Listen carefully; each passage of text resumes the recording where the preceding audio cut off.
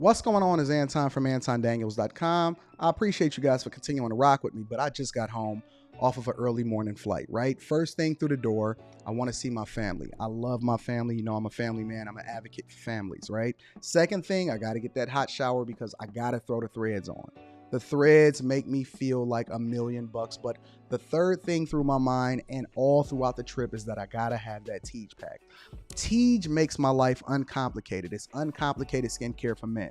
The first way that I started specifically was their level 1 system. It's a daily face wash to get rid of the dirt and grime on your skin. 2 times per week exfoliating scrub to get rid of the dead skin cells.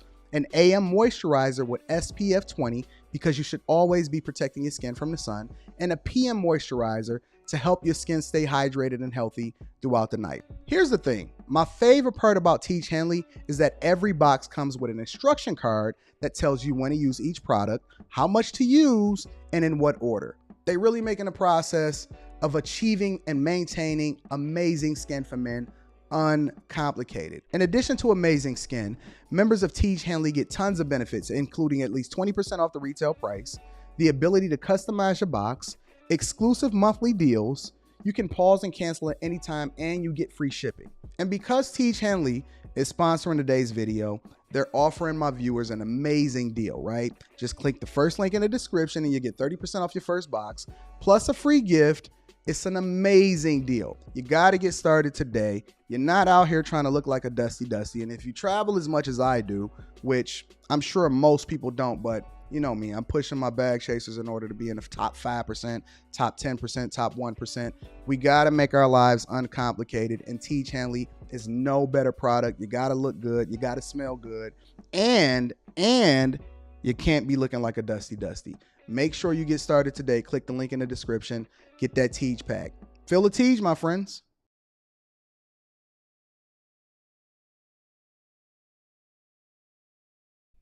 What's going on is Anton from AntonDaniels.com. I appreciate you guys for continuing to rock with me. Thank you for tuning into the Millionaire Morning Show. What's happening, family?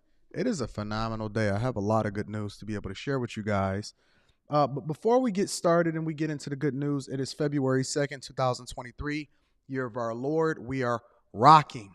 We are winning. And I really only wear this hoodie when I'm in a really, really good mood. Going into the end of last year, beginning of this year, I wasn't feeling as great as I am now. But I'll get into that in a minute. Let me check into the chat and see what the word is, because you know I always like to acknowledge my people. Got my dog Kojak in the building. What up, though? Big Suggs is in the building. Cliff Williams, I see you already on 10. Stephen Day, Randy, I love you. Mona, what's happening? Love C. What up, Love C? What up? Hey, C, did you check out that webinar? I need you to go and check out that webinar if you have not already, C, because it is phenomenal. Shout out to SD. Shout out to Spaces is in the building. Is Lambert. Says the Jason Whitlock conversation was fire. It was lit. Is that what you're saying? I thought it was a pretty good conversation yesterday. Shout out to Black Table 7070, 77. Mellyville is in the building. Malachi, yo, says, caught you on time today, Mr. Daniels. Congratulations. You are in for a treat, as you are every day. What's going on, Sabrina? Monroe is in the building. Thomas Banks, what up, though? Jeffrey Woodland, my dog. Shout out to my Detroit brethren. Daryl Long, I appreciate you for tapping in, big dog. Drake Code, what up, though? 007 Black. Like that hoodie is dope. Thank you. I appreciate it. Marquise Keys is in the building. T-Max 77095. What up, though? What up, though? Kingdom Minded. You know I love you. You know I love you, Kingdom Minded. Realistic Vibes is always in the building. My dog Aaron. What up, though? Sabrina, I think I already mentioned you, but let me go ahead and acknowledge you again. Connie Harris. What up, Connie? Mike's here. Did y'all know Mike was here? Mike is here. Al B, what up, though? What's up, friends? What's up, friends and family? Let me give a shout out to my first super chat of the day. It says, shout out, Anton. Thank you for the business and life advice. Can't stop, won't stop. I got some more business and life advice because this is the Millionaire Morning Show. And if you have not already, make sure you subscribe to the channel, turn on your notifications, and hit a like for the YouTube algorithm because it's free, and it's no reason why we should not do the things that's free that then help us get the message and then get our names inserted into the algorithm by letting YouTube know that you actually like and you enjoy what it is that we got going on here.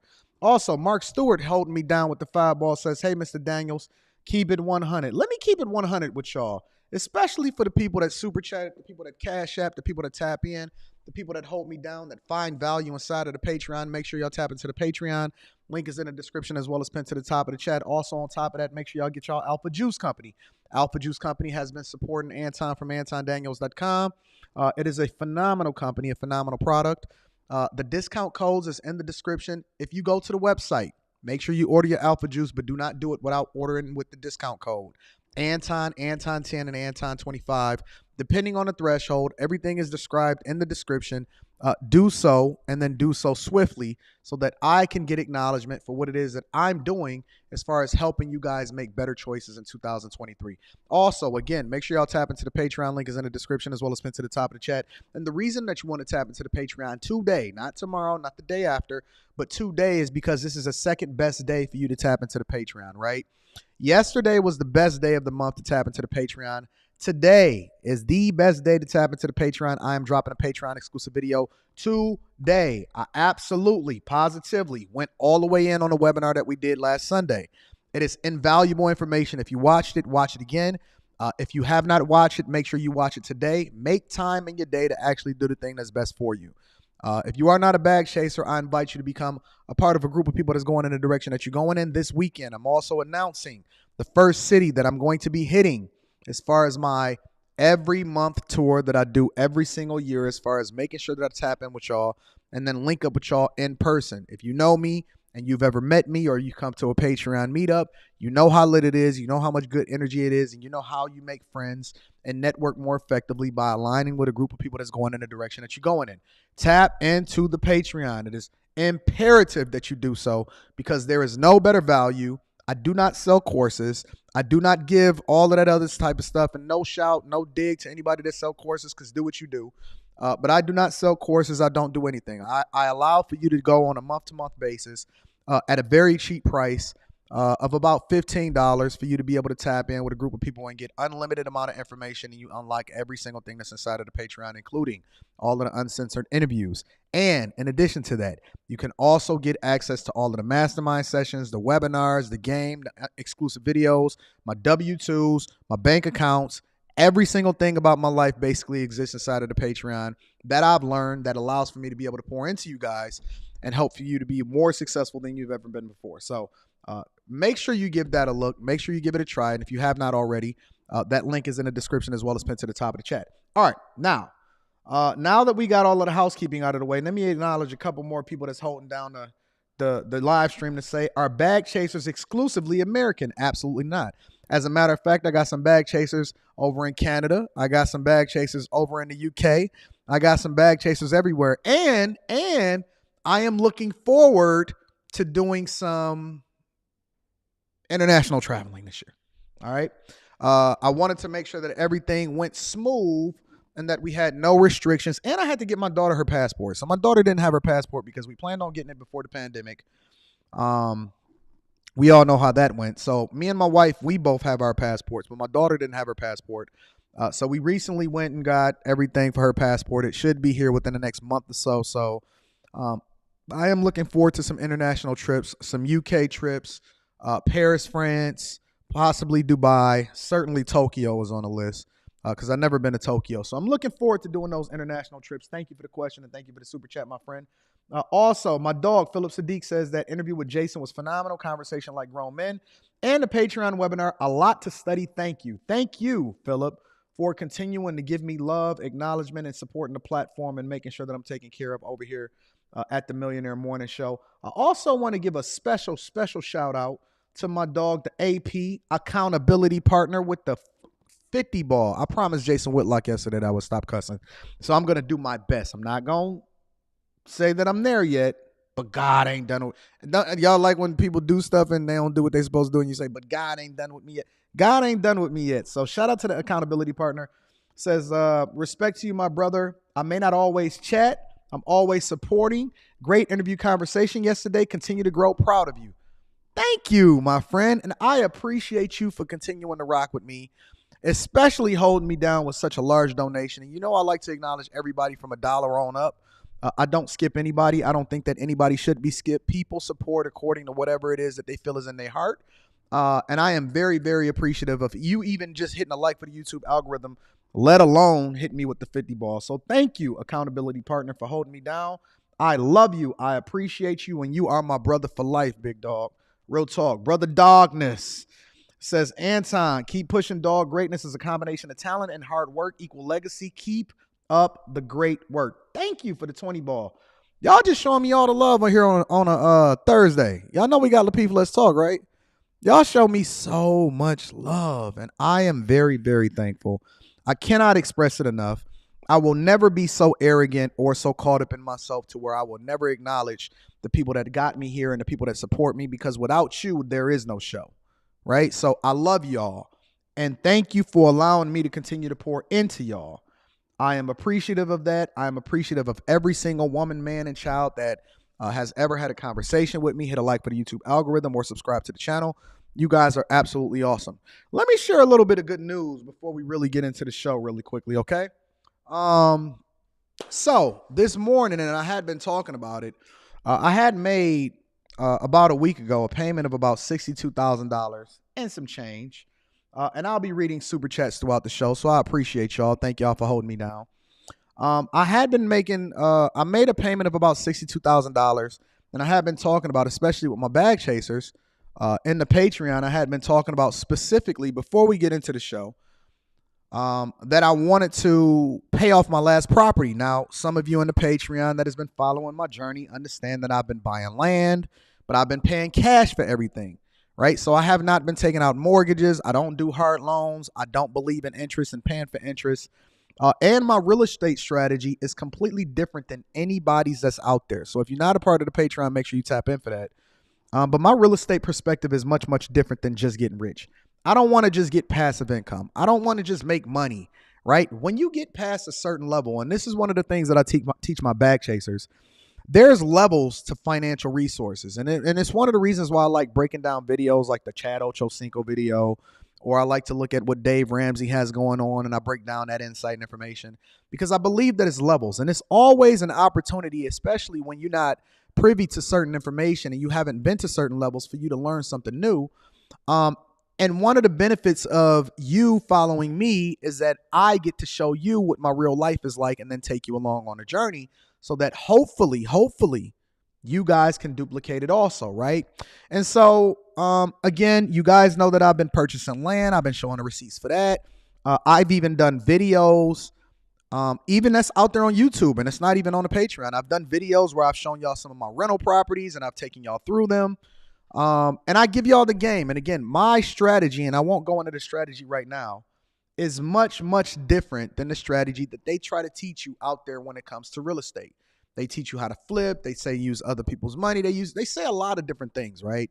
But they're not really teaching you how to acquire wealth. I don't even think that the majority of the people even know what wealth is.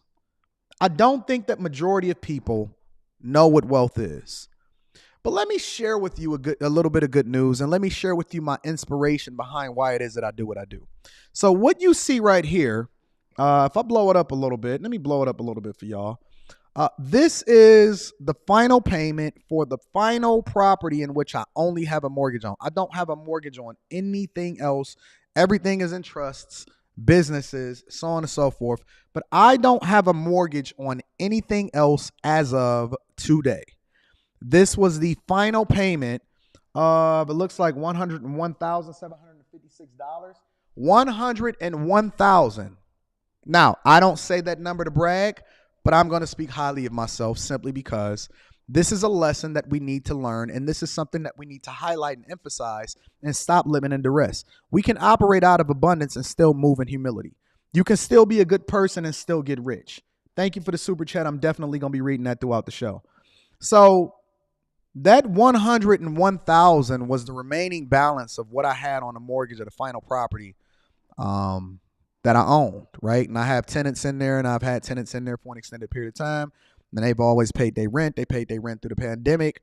And And I have several different properties now, right? I have a portfolio.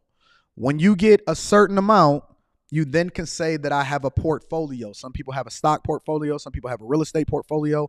Some people diversify and they say that I have this and I have that. But very few people can say that every single thing that they have is 100% owned by them.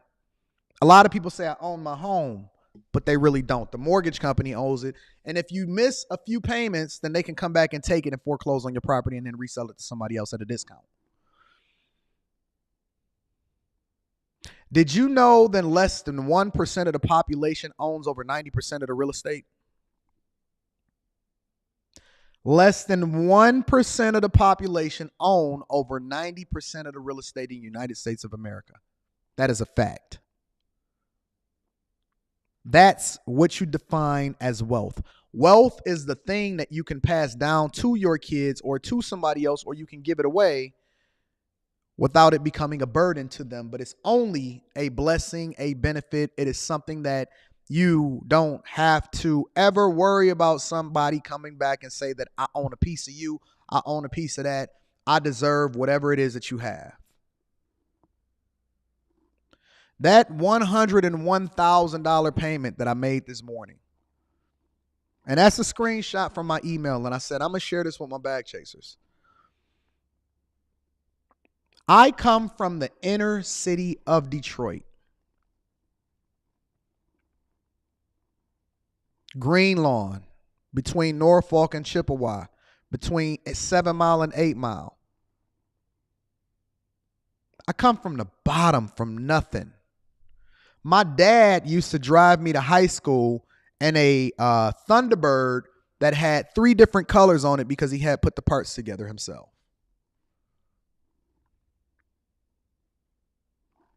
This is all facts. My mother worked at MBD Bank downtown.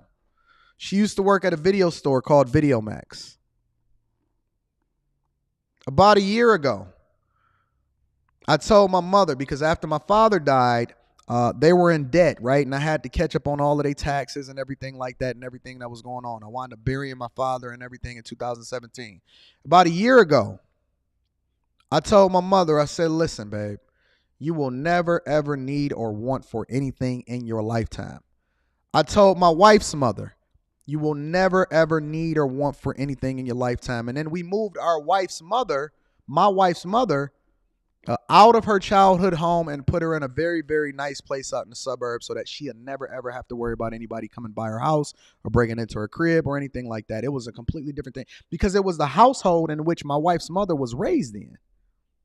Went ahead and pulled her out the hood.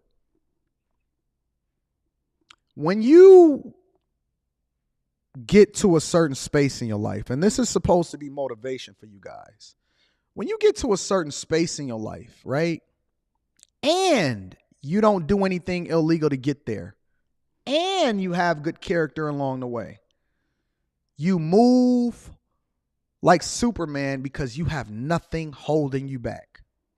This year for us and the Bag Chasers, and shout out to all of the Patreon members and the people that continue to support me and the people that continue to rock with me, because I love to pour into my people. I've invested in people's businesses. I've buried people. I've paid for their funerals. I've paid for their rent. I've made sure that people didn't get evicted. I paid for people's everything. I pour back into my people, but I finally have an opportunity to really, really put some wind behind myself and take off, because nobody, no mortgage company. I looked at the mortgage on that property and I was paying the equivalent of $18 a day just to hold on to the property in interest. Last year, I paid the equivalent of $45,000 to $5,000 in interest alone just from the mortgage company holding on to it. The way that the banks make money is that they take the money that you deposit into them and they give you a measly amount as far as the interest on your savings account. And then they loan that money back out so that you can then pay them in interest and be able to hold on to the interest. At some point, ladies and gentlemen, we have to become the lenders, not the borrowers. We got to become the lenders, not the borrowers. At some point, we have to break free from the chains of financial slavery that then impede on everything that we have going on in our life, because the minute that you then have the freedom to be able to buy your time back and do what it is that you want to do, and then get generational wealth and then pass it on to whoever it is that you feel is necessary to be able to pass that on to, then you can start making some headway. Then you can start doing some things. Then you can even start having a conversation without worrying about getting canceled, because you don't have to worry about paying a mortgage to all of the different properties that your tenants are paying the mortgage for. It goes 100% into me. My daughter's college fund paid for. My wife never have to worry about anything again in her life, right? We're now in a space to where I'm going to be taking the bag chasers, the Patreon members, through a process of what it's like to learn how to build houses on some of the properties that you guys have witnessed me on video show you how much I've been paying for the properties that I've been acquiring in Oakland County, Michigan, which is literally the richest county in Michigan. Now, I will be the one that is building properties, and it's a new adventure for me. It's a new era. It's a new opportunity. I'm going to buy a new Rolex because it's a milestone moment for me. And every single watch that I buy is literally a representation of something that I've achieved in my life. I'll take you on the journey with that too. I'm going to make some mistakes. I'm going to have some issues. I'm sure some contractors that's going to try to rob me. And I'm going to show you guys, and I'm going to continue to live my life transparent in order for you to be able to learn the lesson and get the insight and information on how you can have the blueprint from A to Z on how it is that you can do things successfully also. My whole life is an open book, including my bank accounts, the money that I make at my... Remember about 2 years ago when they laughed at me and they said, Anton, ha, ha, ha, joke's on you for going to get a regular job. Remember when they laughed at me? Like that was something to be ashamed of. We not ashamed when the homies go to jail, but we ashamed when somebody go and get a regular job. We not ashamed when somebody can have a kid out of wedlock, but then they tease me for holding on to my marriage and being married for more than 2 decades after they said that it was impossible. We ashamed of going to community college, but you'd rather get that name behind the first 2 years of your degree in order to be able to get all of this student loan debt so that they can then control you for the rest of your life and then control your voting patterns and then hold that over your head and say, either you vote for me or you don't get no student loan forgiveness. That's not freedom. That's not freedom. I've always believed, and then we're going to get into the show. I've always believed when I read the Bible and they say that we have choices, I always say, how is that possible? If everything was predestined before we even got here, and it was literally predestined for me to be having this conversation with you right now, is it really freedom of choice, or is it the illusion of freedom to make it feel like we human? And if that be the case, and if man is made in God's image, how is it any different from the way that you're being controlled financially and you're really in slavery, but you thought that you got some freedom because they let you marry each other? And in reality, they was just teaching you how to breathe so that they can get more workers until they didn't need you anymore. Do you really have freedom when you don't have any choice about whether or not you got to go to work tomorrow, and you can't even really define what you can't control whether or not your kid is going to have debt? You don't even have control over whether or not you're going to have a job tomorrow. You are largely defined by what your circumstances and your situation define for you. I have no chains on me. I have no strings on me. And I'm saying that because I am very much the average C student. As a matter of fact, I would define myself as below average. There's no reason why I should be richer than your favorite rapper. There's no reason why I should be more successful than this guy that's supposed to be running a 4.4, a 4.40. There's no reason why, as a black man that was born in the inner city of Detroit, in a city that actually went through bankruptcy, should be the one that is the pioneer that's at the bottom, building it up with his community and being a mentor to the young guys. There's no reason why I should be in a position of power. I didn't even want to start a YouTube channel. I told y'all this. My goal was to be the backbone behind pushing somebody else and a whole nother group of people in order to be successful. And they told me, I don't want this. And I said, but we got to do this. And I got the blueprint. Then God gave it to me. And this is the way we're going to do it. And this is how you're going to be successful. Let me pour into you. When they said I didn't want it. So I just went ahead and I said, okay, well, we got to do something with the microphone. Let me go ahead and grab it and document my lifestyle while we at it. I didn't know that God was taking me through a journey in order for me to be able to pour into you and being transparent so that you no longer have to subject yourself to the people that then tell you what it is that you want to hear instead of telling you the truth. I didn't know that that's what God was doing for me.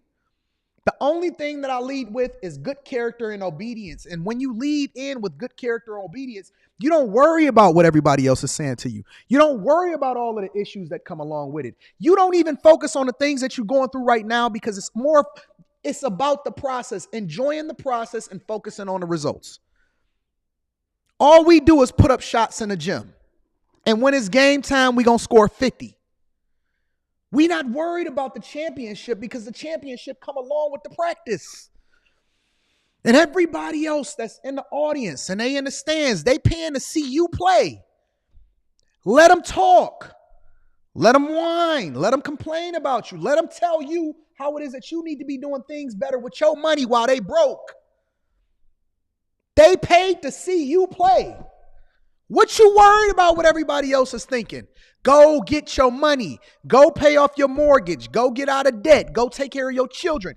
Who the fuck cares about whether or not somebody is telling you that you simping just because you want to keep your marriage and stay married and raise your kids and bring them up in a space that they're supposed to be brought up in the admonition of God?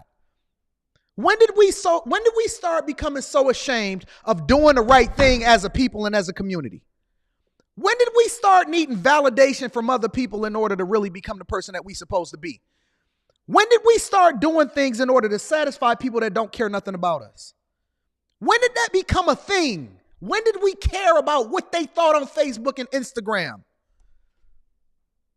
Do you know that site wasn't even created for you? Originally, Facebook was created for Ivy League schools. You wasn't even supposed to be a part of it. But now you so immersed in it that you care about what it is that they saying about you when you post something. Do what you're supposed to do and live in your purpose because they have no choice but to pay attention to you when you on top. It's different when they looking up at you versus looking down at you. You can't look down at me. The only thing you can do is try to touch my feet. And you can't reach me because I'm so far beyond anything that you can ever fathom yourself at being that I got to come down just to address you. That's your purpose. That's your destiny. That's what God wants for you. But you're so busy accepting the scraps off of somebody else's table that you can't stay down long enough in order to even be able to get to where you're supposed to be. You have a destination. You have a covering over your life. You have a purpose that you're supposed to be serving. And you so caught up in the BS. You so focused on people and things that don't matter. They told me that I was stupid for getting married early. And now look at them. They walking around in family court with a bunch of baby mamas and a bunch of chicks that don't like them worried about these women for the streets. We different. You're different. You're set aside. You wasn't raised to be what you are today. You a different type of animal. You a different being. You a different person. You've been set aside, saved, sanctified, and filled with the. You supposed to be serving and doing what it is that you're supposed to do and being a reflection, being a beacon of light so somebody else can look at you and then be able to grab your coattails and get up out of that circumstance too. But you so focused on the things that don't even matter that you just running down this path of destruction, and then you're going to ask God for forgiveness on your deathbed. That's your plan. That's your whole life plan. I'm going to mess up my whole life, and then on my deathbed, maybe I got 3 seconds before I take my last breath, and I can say, God, forgive me. I'm a POS. Come on, y'all. You a king, man. Everybody ain't supposed to have access to you. Every woman ain't supposed to be available to you. What you talking about dealing with a woman for the streets? Man, don't you know that back in the day we shunned prostitutes? We didn't let certain women come in our vicinity because it would have ruined our reputation. You know certain people can't even come in my vicinity. And it ain't that I'm better than them. It's that they don't value themselves enough to even be able to come in here. They have not met the expectations and the standards by which we've set for ourselves. And so they discluded themselves from me, not me from them. We so busy trying to validate the worst of us that we've then lost our own birthright. It's your birthright. You gave it away for scraps. You gave your birthright away. You gave your daughter's inheritance away. You gave your son's inheritance away. You gave away everything that you were supposed to be. Your grandmother and your grandfather, they died, they slaved, they did everything that they were supposed to do. They raised you, they took you to church, they did everything that they were supposed to do in their entire life. And as soon as you got the opportunity, you sold their property for nothing, and then you gave it away. You gave away everything that God had ordained for you, but I'm just going to tell you, it ain't too late. It ain't too late for you. It ain't too late for your kids. It ain't too late for your unborn kids. It ain't too late for you to actually take back everything that they thought that they took from you. Because you're more powerful than anything that they've ever seen before. But the way that they keep you distracted is keeping you infighting with each other to prevent you from really understanding how great you are. If I can let you focus on this over here, then I can continue to take everything from you over here. And so they don't want you to align with me. They don't want you to actually rock with me. And the reason that they don't want you to actually listen to me is because they know that I'm going to give you the information that you need in order to be successful. Not the distraction, not the BS, not the trash, not all of that over there as far as the duress and always focusing on the people and the things that's always for the streets. Man, I don't care nothing about that. I care about you. I don't go on these platforms and do these shows and do all of this just for the overwhelming majority. People come to me all the time and they say, Anton, but the majority of men only make $47,000 a year. I'm not talking to them. I'm talking to the one little one over there. It's 1,000 of y'all in there, but I only want one. I'm coming for him. I didn't come for y'all. I came to go and get him. He's the star. He's the person that's supposed to be taken care of. I didn't come for the 999. I came for the one. And when you come for the one, then God can use you. Because then you've done everything that you're supposed to do, and God is not going to allow for you to be able to skip steps. That's why you can't get nowhere. Because your life has been ordained to be a certain type of way. And he will not allow for you to be able to skip steps because you're supposed to do it a certain type of way. You're supposed to be the one. You're the one in your family to take your family out of poverty. You're the one that's supposed to be the good father. Stop blaming it on your parents, man. Stop focusing on that chick. Stop looking at so much porn. Stop gambling. Stop doing all of the wrong things that's preventing you from being successful.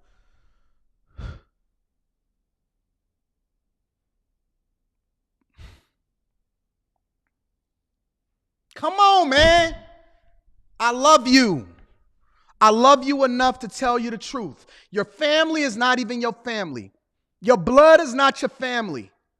Your blood is not your family. Those are things that you can't control. Your family is a group of people that's going in the direction that you're supposed to be going. And those are the ones that's going to pour into you. Those are the ones that's going to have your back. Jesus did not take his family. He didn't have a bunch of brothers and sisters. He had a bunch of people that he walked up to and he said, listen, drop that and come roll with me, big dog. We going to change the world. We going to die doing it, but we going to change the world. And the people that come after us, they going to do some more incredible things than we ever been able to do. But at some point, somebody got to take up the mantle and make the sacrifice so that somebody else can do something great. And I don't want to do it by myself. I don't want to be lonely at the top. They say it's lonely at the top. I don't want to be there by myself. I will do it by myself. I will go and take over everything. I will buy all of the real estate. I will fly all of the private jets. I will take over the country. I will do everything that I'm supposed to do, and I will do it without you, but I'm begging you. I'm pleading with you to take your mantle, to step into your purpose, and to do the thing that you were ordained to do so that we can do it together, because we 10 times more powerful if we do it together. But I will go by myself. I will do it by myself against all odds, against what everybody is teaching you, and against all of these YouTube talking points, and against what everybody is telling you. I will go by myself if I have to, because I am destined for greatness. And you are too. Come up out of that dark place and actually take your spot, bro. You a king.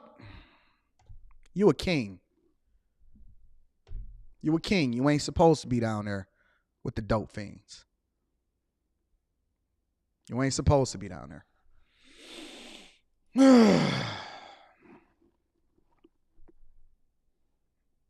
I don't be knowing what I'm going to say when I get on here. I don't know what I'm going to be saying when I get on here. I just get on here. And the first thing that I do before I ever cut on this live stream in the morning is I have a prayer and I get on my knees and I tell God, hey, whatever it is supposed to be communicated right now, whoever it is that we supposed to be talking to, use me as a vessel and allow for me to actually do your will. Whatever it is that's supposed to be communicated, somebody somewhere is supposed to hear this message and they supposed to go and run through that brick wall. It is what it is. Shout out to Aaron. Aaron said, peace and blessings. One day we're going to be hitting those MJ numbers, $256 million a year. I think we can do better than that. Shout out to Kingdom Minded. Kingdom Minded said, your talk with Mr. Whitlock brought tears to this mama's eyes. I rock my little guy and listen to men talk. Curtis Schoon TV, look him up. Somebody just told me about Curtis Schoon. Shout out to Kingdom Minded. I appreciate you for the 10 ball. I'm going to be honest with y'all. Sometimes, I be going into a space where I have to calm myself down in order to be able to control what it is that I have to say to y'all. Because I'll be about to throw on some church music and shout up in this joint. Janesta Coleman says, hello, family. All is well. It's cold in Detroit. Shout out to Janesta Coleman with the 10 ball. I appreciate y'all. Cliff Williams says, you want a great contractor, hit up Wall Machine Incorporated. I'll come to Detroit too, bro. Shout out to Cliff. Cliff is my brethren. Shout out to Cliff. I love you, big dog. Janesta Coleman says, Michael Richardson says, Pastor Anton Daniels preached the word. I don't consider myself a pastor. I'm literally just a vessel. You know, I think it's other people that's supposed to be doing much greater things than me. I'm just waiting on them to step into their place. Shout out to Brock with the Fat Ball says, you sound like Ultron today, not Thanos. You speaking all facts, for real, for real. Preach that word. Thank you for holding me down. And then my dog, Jay Hunter Lee with the Fat Ball says, get him AD. I appreciate y'all. I love y'all. Thank y'all for holding me down. Let's get into the show. So make sure y'all tap into the Alpha Juice Company. All of the discount codes is in the description. Do not order it without a discount code, but certainly get into your ordering. And then in addition to that, make sure y'all tap into the Patreon. Link is in the description as well as pinned to the top of the chat. Look at that webinar, tap into the Discord. And then more importantly, I am dropping a uncensored video today, full of gems, chock full of information, and certainly the entertainment aspect is there. All right. The lunch ladies. At least that's my nickname for them. The lunch ladies, right? And the lunch ladies, somebody sent me this video yesterday, and I intended to get into the video. However, Mr. Whitlock pulled up, and we had a very, very, very, I think, productive conversation that I think is going to be necessary for you guys to rewatch. So if you missed the show yesterday, make sure you tune in.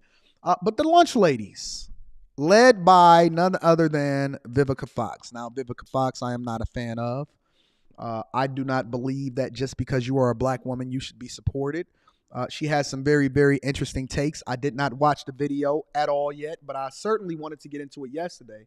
And as a result of not watching the video, and I'm going to be reading Super Chats and Cash App. Oh, Jesus. Shout out to Crystal Long with the Cash App holding me down, or Kristen Long. Shout out to Kristen Long with the 50 ball on the Cash App. I appreciate you, big dog. I thank you for supporting the platform. Thank you very much. I am going to have to get something that I can put up on the screen in order to be able to support and acknowledge you guys on the screen as far as what it is that you contribute to the platform. But I had some understanding, and I'm actually glad that things played out the way that it played out yesterday, as far as me getting the understanding from Jason Whitlock himself, and allowing for him to be able to communicate more effectively to give me more understanding as to what it is that he thinks, right? I think that it was an incredible, productive conversation. We wind up realizing that we probably have more in common than not. And you've seen him sun me a little bit, right?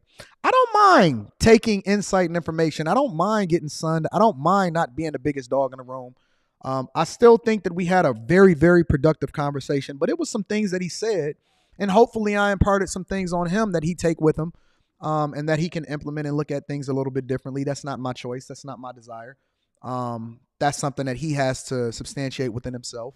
But I personally took a lot of insight from him And then I rewatched what it was that we communicated yesterday. And then I realized that it was some other gems that I might have missed because I was so far into the conversation and immersed in what it was that he was saying, that I wound up taking some more insights. So my take today, considering that I have not watched the video, and I'm going to be reading the super chats throughout the show. Thank you, friends.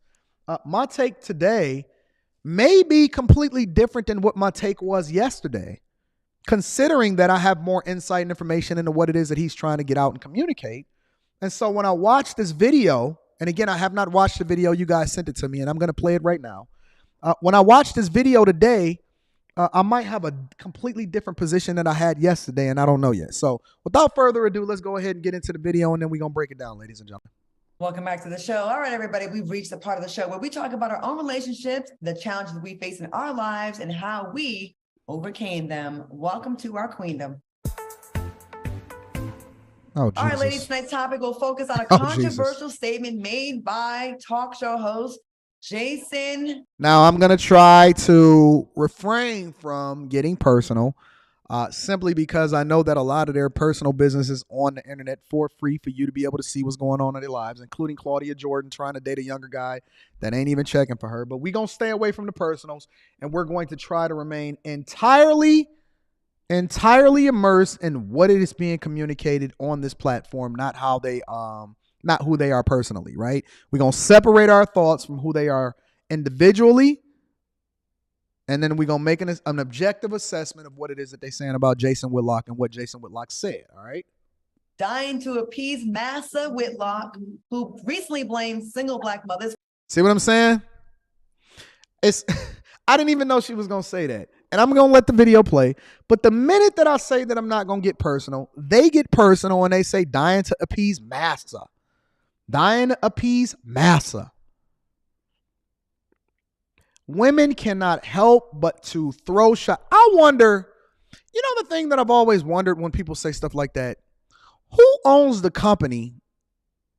Who owns the company that they actually work for that they're saying this egregious stuff about? Because they saying this about Jason Whitlock and they say dying to appease Massa. But then I have to wonder, like, is there Massa? Who owns Fox Soul? Who owns Fox Soul? And do they work for Massa? I'm going to watch the video. Let's continue. For the killing of Tyre Nichols. Take a look. Everybody. It was a group of young Black men, 5-on-1. Looked like gang violence to me. It looked like what young Black men do when they're supervised by a single Black woman. And that's what they got going on in the Memphis Police Department. Now, to be fair, Jason Whitlock came on the show yesterday, on my show yesterday, and y'all can go and watch that. And he clarified, and at the end of the interview, he actually issued an apology, and he also communicated that he had not retracted it, but he had clarified what it was that he was trying to communicate. And so we're going to move in that, okay? Okay, Whitlock added they've elected or put some Black women in charge of police force, and we're getting the same kind of chaos and disunity and violence that we see in a lot of these cities that are run by single mothers. He really tried to blame the police chief for this. What are your thoughts about what Jason Whitlock said? Vivica, let's start with you first. What do you think about this? Rhymes with noon. Mr. Clout Chaser, Mr. Unbelievable, uninformed, unintouched Black man. You are a disgrace to our race. And I'm glad every Black woman was proud to tell you, really, the backbone of this country and a lot of wonderful things that are happening are because of Black women. It doesn't matter if they're single or if they're married or whatever they is. Is this shock? It doesn't matter if they're single or they're married or whatever they is. Honestly, okay, listen. These are the women that are aunties.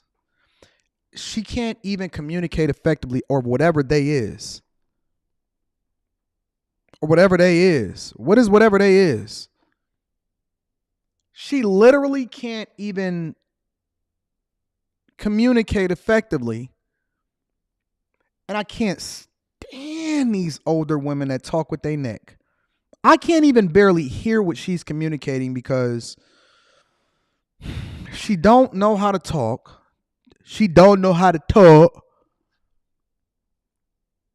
And you have a bunch of single women on the platform looking to throw insults. Shame gets insults. And they don't actually know what they're talking about either. But I'm gonna let me rewind it. I just want to see if I got that wrong, what she just said. I'm gonna rewind it a little bit. Women. It doesn't matter if they're single or if they're married or whatever they is. Am I off? I didn't know that was a complete sentence. Am I off or am I missing this? All right, I don't want to get hung up on semantics. Anton, focus. Don't get caught up in the BS. Let the lunch ladies do what they do. They've been there for their children forever and will always be. Wow. How dare you? You're such an idiot. And that's what I think of you. You're a clout chaser. You get more attention this week than what you done got in a while. All right. Selena, I'm just so surprised. I'm so surprised because he's been informed for so long. He's been doing this for so long. And it's like he forgot he was Black. And I don't know if he came from, apparently maybe he came from, a two-part family home. A two-part family home. Diamond. Vivica. You guys never took a speech class? What is a two-part family home? Somebody tell me what a two-part family home is. I'm just curious. Because this isn't even the meat of the conversation, y'all. I want to get to Al Sharpton. I want to break down what he said at the eulogy or at the funeral or whatever. What is a two-part family home? I've never heard of a two-part family home. Can somebody please give me some insight on what a two-part family home is? And why did they not gather their thoughts prior to them turning on the camera? Let me rewind it. Let me just rewind it a little bit because I'm very, very, maybe I missed it. All right. You're such an idiot. And that's what I think of you. You're a clout chaser. You get more attention this week than what you done got in a while. all right. Selena, I'm just so surprised. I'm so surprised because he's been informed for so long. He's been doing this for so long. And it's like he forgot he was Black. Why is it then when somebody challenges the narrative that we start to question their Blackness? The one thing that I will say about the conversation, because me and Jason Whitlock, we went back and forth and we debated, but then we realized that we had more in common. And I think that that's more commonplace when men have conversations than women, right? You able to overlook how it is that you feel about certain or getting hung up on certain things. And you start to get to the meat of the conversation, right? The one thing that we talked about yesterday, or that didn't come up, is we never challenged the Black narrative. We never challenged the sellout narrative. We never talked about or called each other a sellout or made it a white or Black thing or you a cone or all of this other type of stuff. Why do we do that? Whenever we don't like when somebody is saying something or whenever we don't like the position that somebody specifically takes, why do we then start to challenge their Blackness as though they haven't been Black their entire life?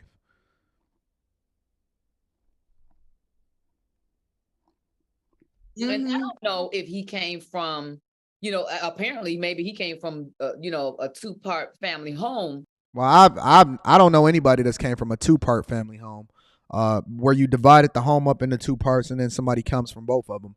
However, no smoke, no, none of that. We just gonna stay right here. We gonna try to stay right. We're not gonna focus on their inability to be able to communicate effectively. We're not gonna do none of that. We're gonna stay right in the pocket of focusing on the issue, okay? Because they did not address the issue. They're not specifically addressing what he said. The only thing that they doing is throwing insults at him personally. They're not challenging what it is that he's saying or what he communicated on the show, which is what I tried to do yesterday. They're throwing insults at him personally in his Blackness. But there's so many successful single parent women and mothers that are successful and have done right, but you single out the ones that may have had some mishap, and you bring this to the forefront of everybody else's mind for them to think about and have yet something else to hold against us. I was a single parent. We know. I could tell. And you still are a single woman. I don't know about the parent part because maybe your kid is old enough to where, I don't know. You was a single parent. Apparently you're not anymore because I'm assuming that you're married. No. And how do we know that she raised her kid successfully or her kid is ideal for what it is that we're looking for in society as far as a black community? How do we know this? How can she substantiate that?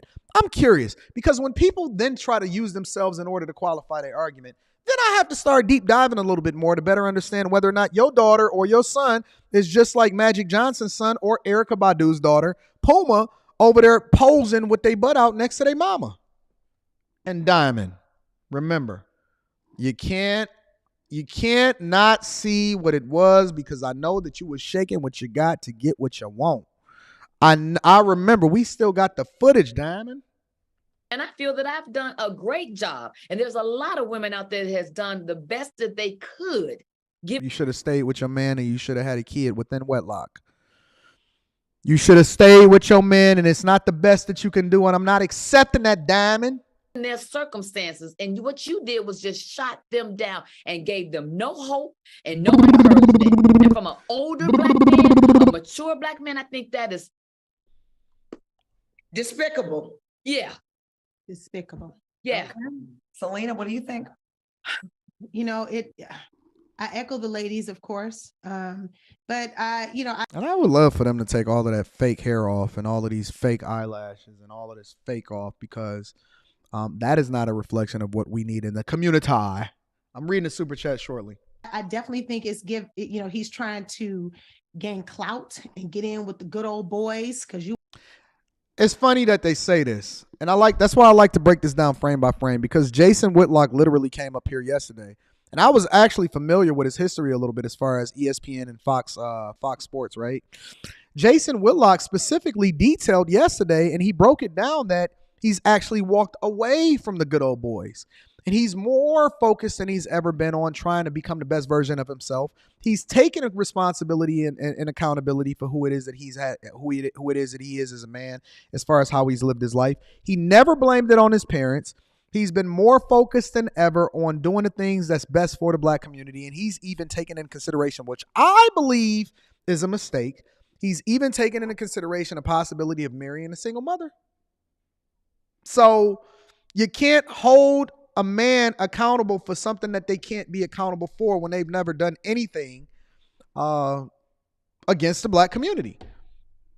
So much so that I was disagreeing with Jason Whitlock behind the fact that he shouldn't have been spending as much time focusing on what it is that he can do from a family perspective as far as, with the whole single mother thing. And he should continue to live based off of his purpose. And if a woman comes into that fold, then good.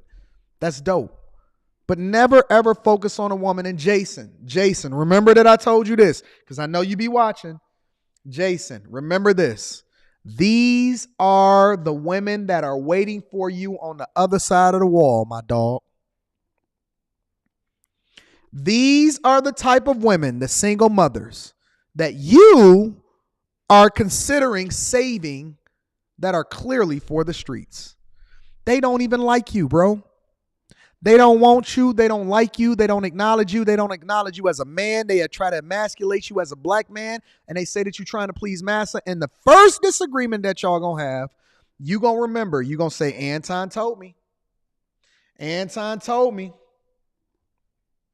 Anton told me not to be sitting here having this conversation about the possibility of trying to marry these hyenas. Anton told me to stay away from these hyenas. These are the type of women that are waiting for you on the other side of the wall, Jason. And you trying to take these in? Don't you do it. You know that when a hyena sees a lion coming, when he sees a pack of lions coming, I'm going to give y'all a little bit of history lesson, right? When it comes to the pride in Africa. When a hyena This is 100% facts. I'm gonna read the super chats in a minute. When a hyena sees a lion coming, and let's say the hyena has been eating, right? And they've been eating the wild and the guts of the elephant. The hyena hides. It hides inside of the belly of whatever it was that it was eating in order to save itself. They're scavengers. They're hunters. The minute that a hyena sees you do anything good, they will try to steal your meal. They will try to eat you. As a matter of fact, the way that hyenas are literally like women. The way that a hyena then try to get back at a lion, they don't attack the lion themselves. They attack the lion's cubs. That's a fact. Lions get at hyenas. Hyenas will get at a lion's cub. And you trying to have a kid with these chicks? You trying to have a kid with one of their leftover eggs? Don't you do it, Jason. And don't you go and try to marry a single mother and try to help raise that kid. You can forget it. You could forget it. Shout out to Boyce Watkins. On Fox News. I think it's very irresponsible, Claudia. I think it's totally and completely irresponsible to make a generalization like that. And I think when you, as a Black man, to make a generalization like that, it gives other races and, i.e. cops, whatever those races are, in this instance, African-American cops, which didn't have anything to do with police brutality. But if you want. So what is she talking about? First, she tried to tie it in a race, which Jason Whitlock absolutely positively was not even speaking about at all. I'm going to give him his props. She tried to tie it in a race because we automatically tied police brutality into white cops. Then she caught herself and realized, I'm not communicating effectively like the other two lunch ladies, the other two hyenas, right? And then she tried to backtrack and say, in this instance, cops. Well, but it don't have nothing to do with race. And then why did you bring it up? Why did you bring up race at all, right? What does race have to do with this part of the conversation when we start to have conversations about holding each other accountable? To talk about police brutality, if you want to talk about violence, it gives the excuse. It gives them an excuse to validate why they attack our young Black boys. No, that's not true. But the issue is not the single mother. The issue is the community and the poverty and the system and how it's set up. It's not the system. It's not the system. It's not the system. It's not the system. It's not the system. It's not the system. Rules are made up for when you can't do what you're supposed to do. Rules are made up for when you can't do what you're supposed to do. So then when you can't police or govern yourselves, then you have to Jesus. I'm not even going to break this down for these hyenas. To create instances where there are so many single mothers. Why aren't we attacking situations like that and single fathers? Why are we? Well, it's because black women took the bait and they embraced feminism, which was the worst thing for them, themselves, and their families, while they're sitting there championing the very system. They're not challenging the system, because if you've seen women challenging the system, then we would be abolishing the family court laws that's in place, that's archaic, that's actually destroying your families. If they were challenging the system, then they would absolutely, positively have stayed home and stayed with the men that they had kids with. If we're challenging the system, if we're taking personal accountability and responsibility, then they wouldn't be championing putting a woman in a job that a man is supposed to be doing. But no, they're not challenging the system. They're not challenging the system. They're challenging the thing that then takes away from their ability to continue to embrace something that's not best for them, because women in a lot of instances such as these are like children because they don't know what they don't know. And because they've had some level of success, and because they have a platform in which they can spew their stupid rhetoric in which they can't even communicate effectively, they'll sit here and they'll spew this nonsense, and then they'll jump all over the place and then call them massa, make it a black or white issue, when that's not even what it is that we're talking about right now. We're talking about fixing the community. And you ain't got the answers, Sway. You ain't got the answer, Selena. You ain't got the answer, Selena. You ain't got the answer, Diamond. You ain't got the answer, Vivica. Attacking situations like that. And, just like Lisa Ray said, for every parented home. This woman can't even get a sentence out without saying, and she the one that communicate the most effectively. She can't even gather her thoughts to be able to communicate without saying,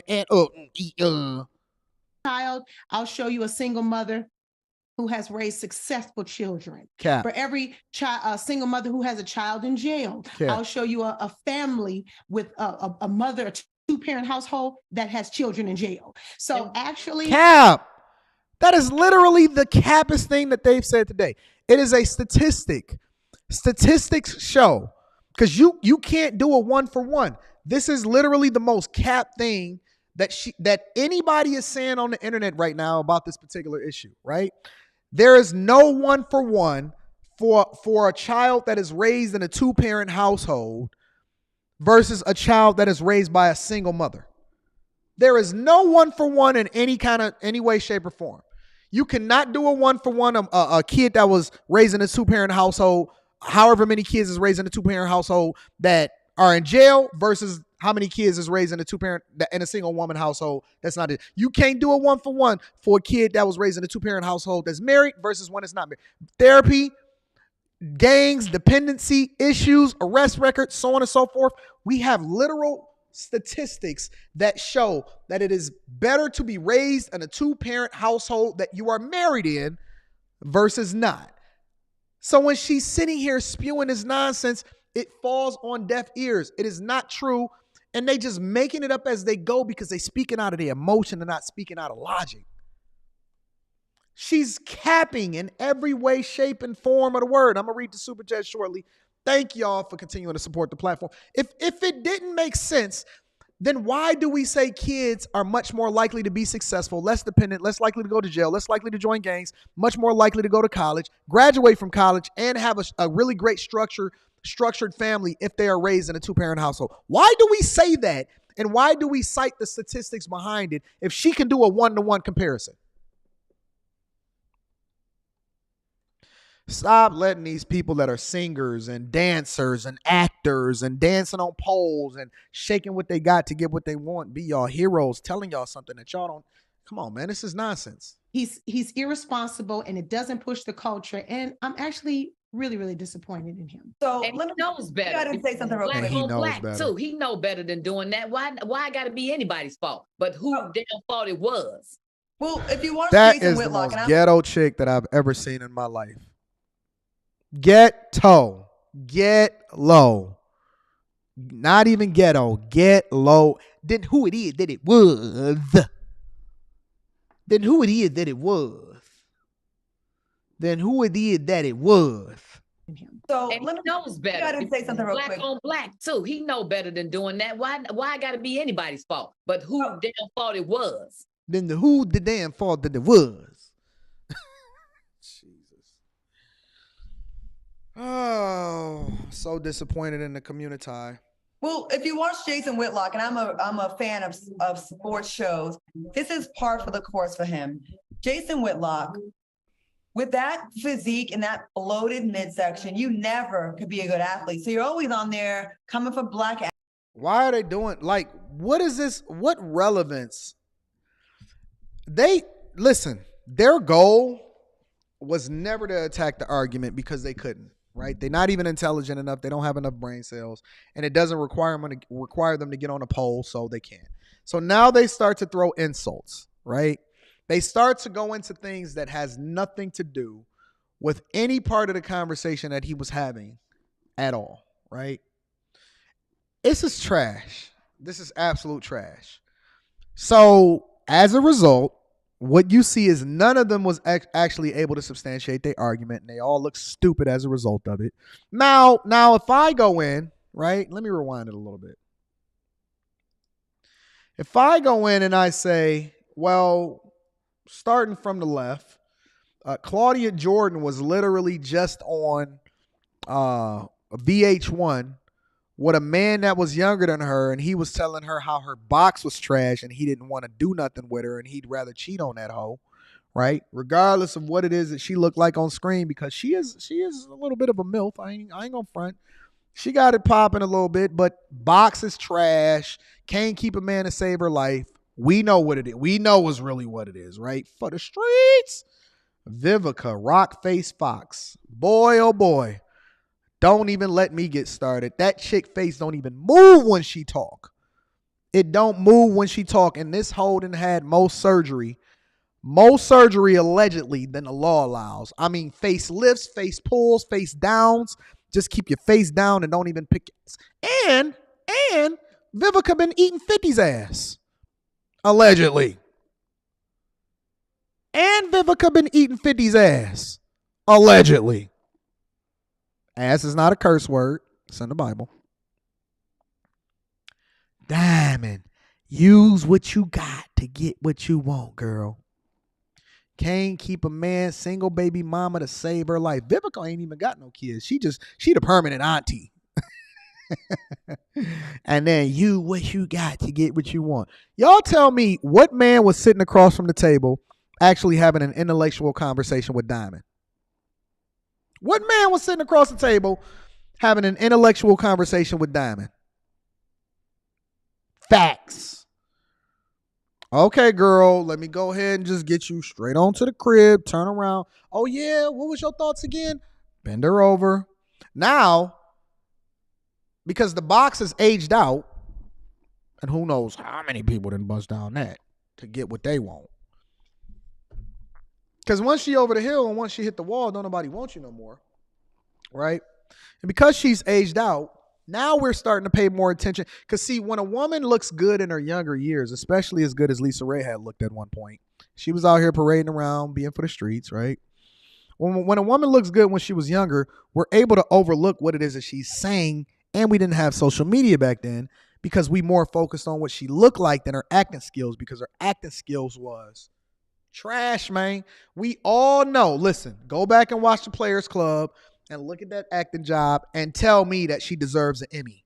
Tell me that she deserves an Oscar for that performance. Girl, why you over here sleeping with my man? I was like, Harpo, who is this actor? And tell me that she auditioned for this role, because there's no way that they gave this to her based off of the fact of her acting skills. This chick can't read her way out of a brown paper bag. And that's a fact. But Diamond, you use what you got to get what you want, and now you on the lunch ladies with cocktails with queens. And I'm not even gonna get on fucking fat face Selena Johnson. I'm not even gonna get on her. So you just keep your pursed lips away from the screen, ma'am, because you was never it. That's why they put you on as a writer, and you was a ghostwriter and a singer, because they didn't want you on camera, ma'am. Ma'am, respectfully. No, the reason that Selena Johnson's career never took off and that she all got platinum plaques from doing work for everybody else's stuff is because she wasn't camera ready. That's a fact. And so you sitting here talking about dudes and having these conversations, but I'm going to need these hoes to get some skeletons out their own closet, because they is not the top of the top. They none of them is no Bernice Burgos. It ain't no Bernice. Listen, we could say Bernice Burgos is moving a certain type of way, but none of these chicks is Bernice Burgos at all.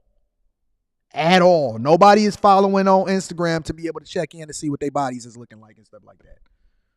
All right? So, and listen, if they wanted to throw shots. Why I gotta be anybody's fault? But who damn fault it was? Well, if you watch Jason Whitlock, and I'm a fan of sports shows, this is par for the course for him. Look, Jason they Whitlock, threw insults. They threw insults, so why can't we? with that physique and that bloated midsection, you never could be a good athlete. So you're always on there coming for Black athletes, the LeBrons, everybody else is doing much better than you. Other people who have seen their feet, who you haven't probably seen you in a very long time. Shame You're insults. You're mad at the world. Now, for you to reach and stretch that bloated. Whenever a woman start doing like this and they start moving their neck, they snatching dreams out the air, just know they speaking out of anger. They're not speaking out of logic. They willing to say anything to you. Anything to you. Puffy body around like a pretzel that had to be really hard for you. I'll give you your props on that. To find a way to blame Black women. How about absentee fathers? How about these were all men? No one. There's never any accountability. There's never 1 ounce of accountability as far as taking responsibility for the plight that Black women, and I'm not saying all Black women, and I'm not saying that some of them is not good, because you know I give credit where credit is due. I'm an equal accountability smoke giver, all right? But let's be clear. The plight of the Black community is not entirely placed on the shoulders of Black women, but they have taken the pill. They took that feminism pill, and it wasn't even a fight to fight. They was not even supposed to be a part of that in the first place. That is a white woman's fight. They took that pill. They destroyed their families. Now you see chicks weaving and sandaling it up. Shout out to my dog, O'Shea Duke Jackson. They own the gram. They selling box for $40. $40. You a back page chick for $40. $40, man. They weaving and sandaling it up. They have no self-respect. Diamond herself was shaking what she got to get what she want. None of these chicks actually have any real transferable skills. None of them is really talented at anything. And the only thing that the overwhelming majority of these women had in the first place was their ability to actually be halfway decent looking on camera. And now they over the wall. And the only reason that they still got fans and people that rock with them is based off of nostalgia, A. And then B, they got a bunch of other lunch ladies that rock with them because they fans aged out with them. Had anything to do with this. These were five men that beat up and killed another black man. Leave us out of the chat. Right. This has nothing to do with us, Jason Shitlock. Nothing to do with us. See what I'm saying? I'm sick and tired of you. And I get it, Jason. She's no comedian.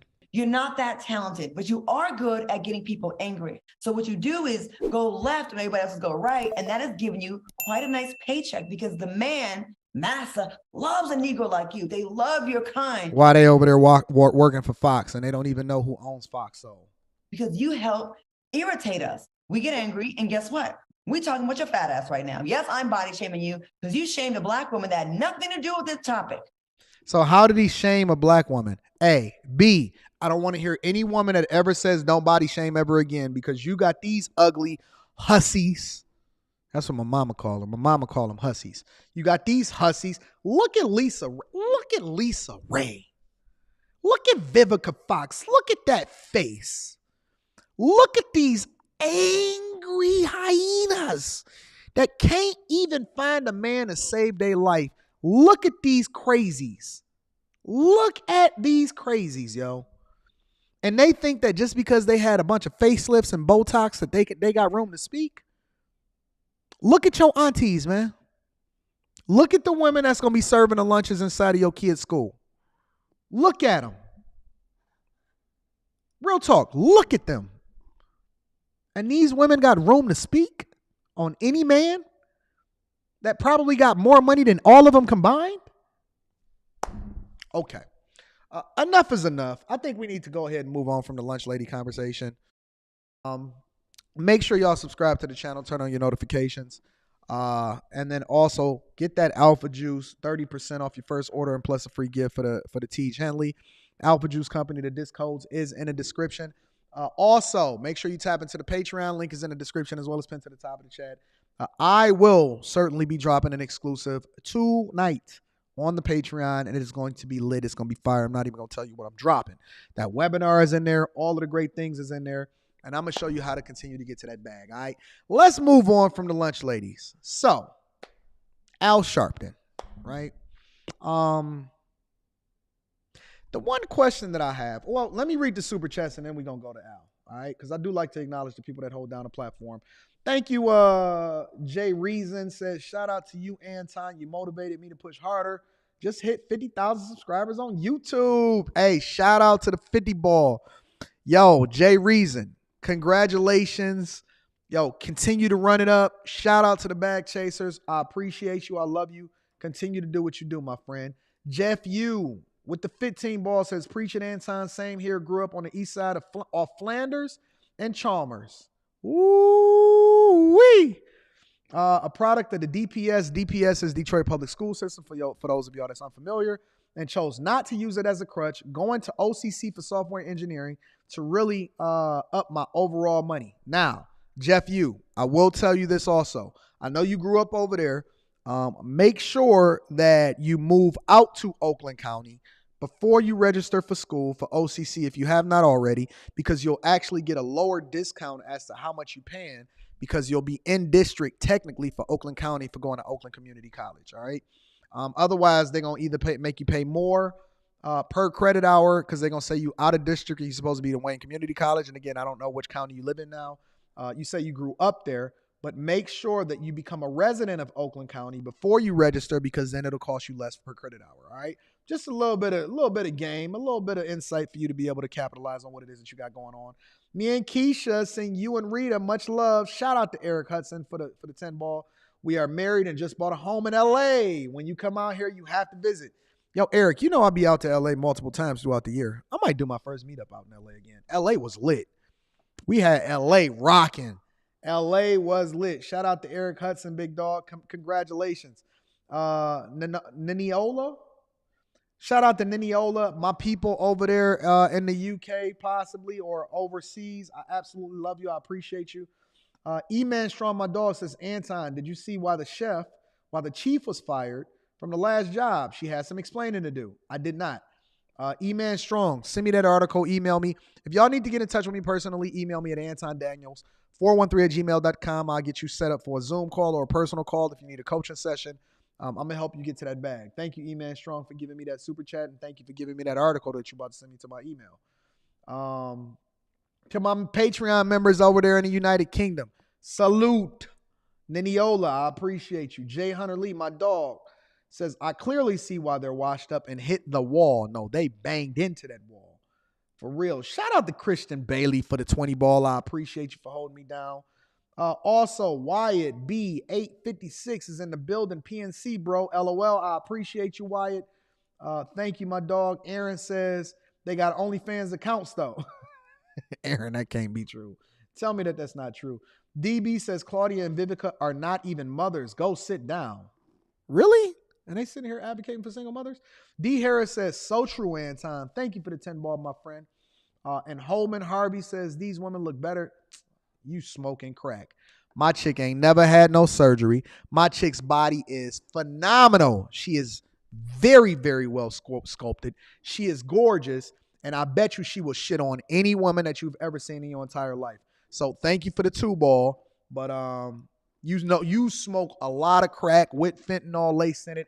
And ain't no woman in the world, not one woman in this world, that is better looking and more phenomenal, more submissive, and more of a wife and a mother than my wife, Rita.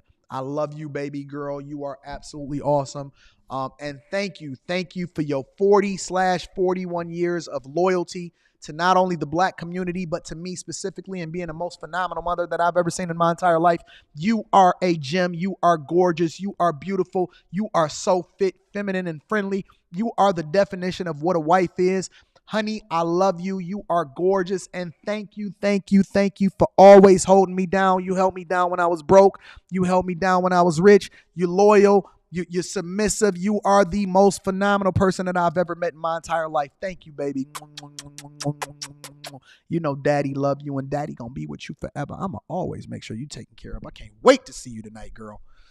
Yeah, I see you in the chat, girl. Daddy gonna have to tap that ass tonight, because I'm getting all riled up. I'm getting riled up just thinking about you, girl. You ain't got no surgeries, no BBLs, no none of that, girl. You so natural and beautiful. You are exactly what it was. You was the prototype of a Black queen. You know that? Give me a second. Let me gloat over my girl real quick. Let me gloat over my chick real quick. You are the prototype. When they talked about when you know how we talk about our African queens, you are literally the blueprint and the prototype of what an African queen is supposed to look like. We don't subscribe to those European beauty standards. We don't focus on what nobody else got going on. You know you bad. You know you fine. You know you are the baddest chick walking around. You got the confidence of a G. You are a phenomenal mother. You are the most awesome woman that I've ever seen in my entire life, including my own mother herself. And let me say one thing else. You are literally the example of what I would want my daughter to be like when she grows up. You are perfect in every way. You are gorgeous. You are phenomenal. I love you. I love you more than I love myself sometimes. I can't wait to get home and see you. You are the most wonderful woman that I've ever seen in my entire life. I am honored to have you as my wife. If I could, my only regret in life is that I didn't marry you earlier. I should have married you as soon as we got out of high school. I should have. My only regret is that we should have been married for 23 years now instead of 19. That's the only thing I would do differently in my life. Is I would marry you earlier. I would marry you sooner. I would marry you again. You are the most phenomenal woman that I've ever met in my entire life, bar none. Not one woman on this earth can ever compare to you, not even a little bit. Let me see. What else we got going on? Let me read some of these other super chats. For the hyena, snatching dreams out of the atmosphere. Shout out to Optimus Prime is in the building. Patrick Hill is on in the building, says, because of you, I'm going to purchase my first home. Shout out to Patrick Hill going to get that bag. Also, Brock says, Anton, you definitely getting some. I get some every day. I don't run red lights, but almost every single day I get some. Also, those are the type of women that keeping poison spreading to the next generation, and they just passing it on. Though that is what we call a generational curse, anybody. That is what we call a generational curse. All right, so again, make sure y'all did that Alpha Juice Company. Tap in. We got Al Sharpton. Let me get back on track. Al Sharpton did the eulogy at the funeral yesterday, and so I have not watched it as usual, but I definitely want to go and find it. Actually, I didn't even pull it up because Al Sharpton talked kind of slow. And so because Al Sharpton talks kind of slow, I just went ahead and pulled it up on YouTube because I said that I'm going to play it at double the speed, and then we're going to go from there. So let me go ahead and pull up this video really quickly.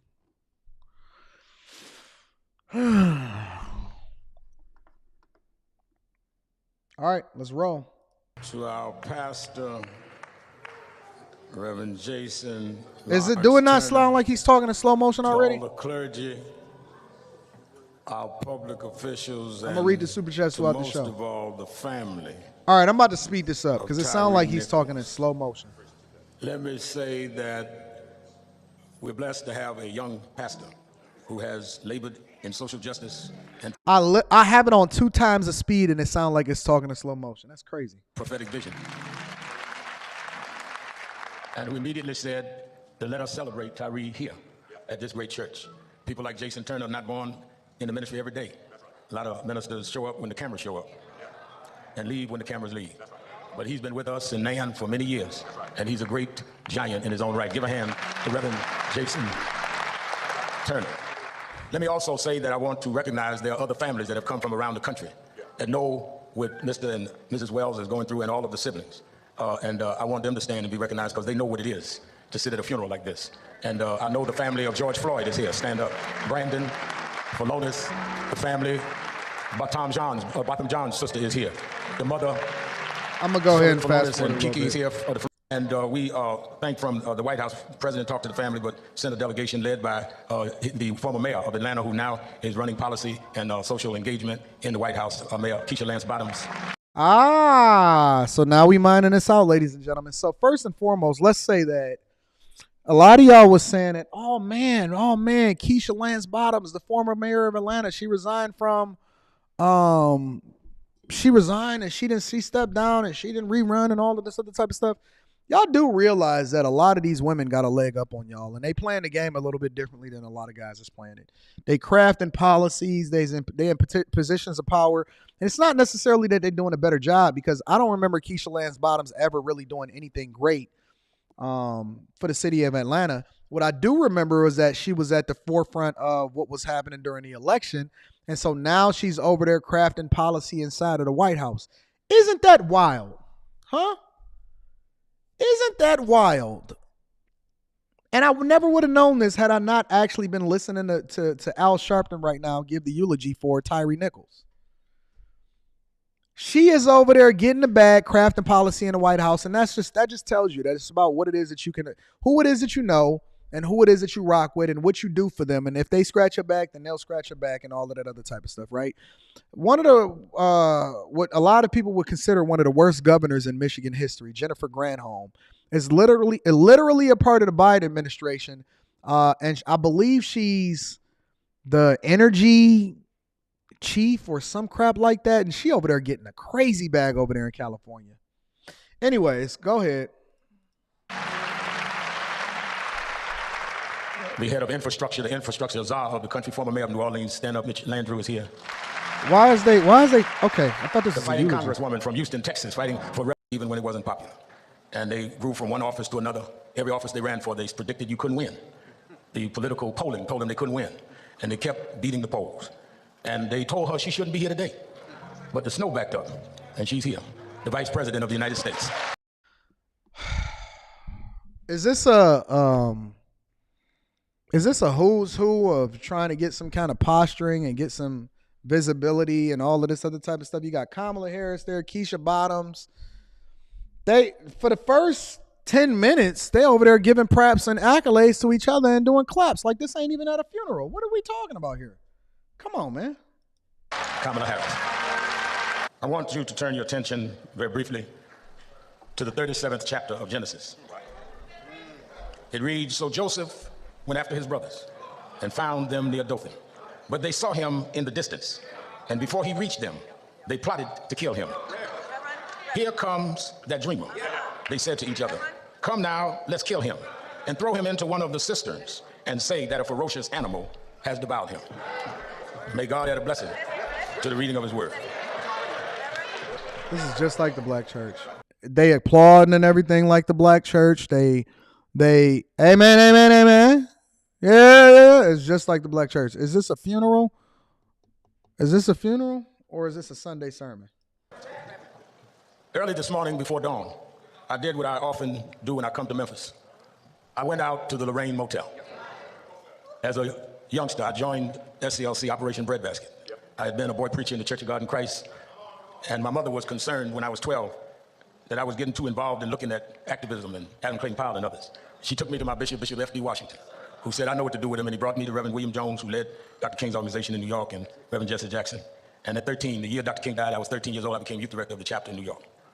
So it was my growing up in the King movement in the North after his death that makes me come to the Lorraine Hotel and look at the spot that Dr. King died.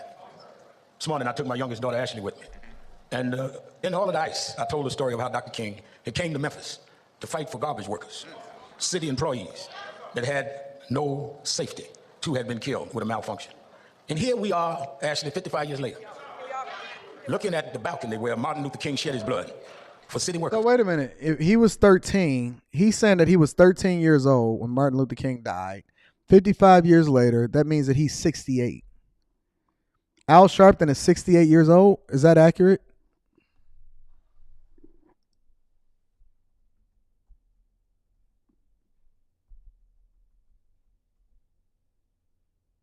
Dang, I'm on the money. My mental math is good. He looked every bit of 83. He looked every bit of 83. Farrakhan looks younger than Al Sharpton, weirdly enough, and Farrakhan is 89 years old. Let me see. Jackson is 81. Dominique Sharpton is 36. And Louis Farrakhan is 89. Farrakhan looked way younger than Al Sharpton. How did that happen? How did that happen?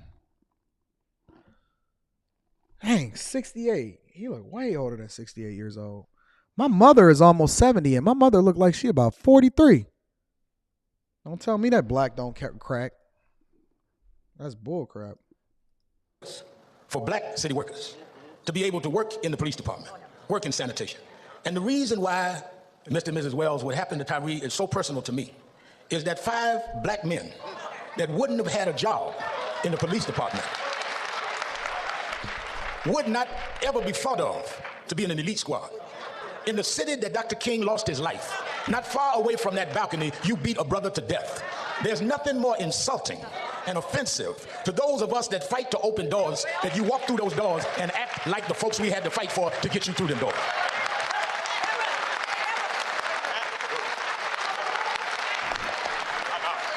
You didn't get on the police department by yourself. Police chief didn't get there by herself. People had to march and go to jail, and some lost their lives to open the doors for you. And how dare you act like that sacrifice was nothing. You ain't in no New England state, you in Tennessee, where we had to fight for you. And you take that position and do what we saw, and then some of y'all got all this mess on social media. Let me tell you something. I don't know what you writing on social media. I know what I saw on the tape. And the tape speaks for itself. They never asked this man for his license. Never asked for the car registration. Snatched him out of the car and began beating him. Nobody mentioned nothing about no girlfriend. Nobody mentioned nothing about no... They started beating an unarmed man. I agree. I agree with everything that he's saying so far. I don't have anything to dispute what it is that he's saying. I don't necessarily disagree with anything that he's saying. That is true. They did not. They just snatched him out of the car and they started to kick his butt. So I agree with everything that he's saying so far. Let's see where else he goes with this.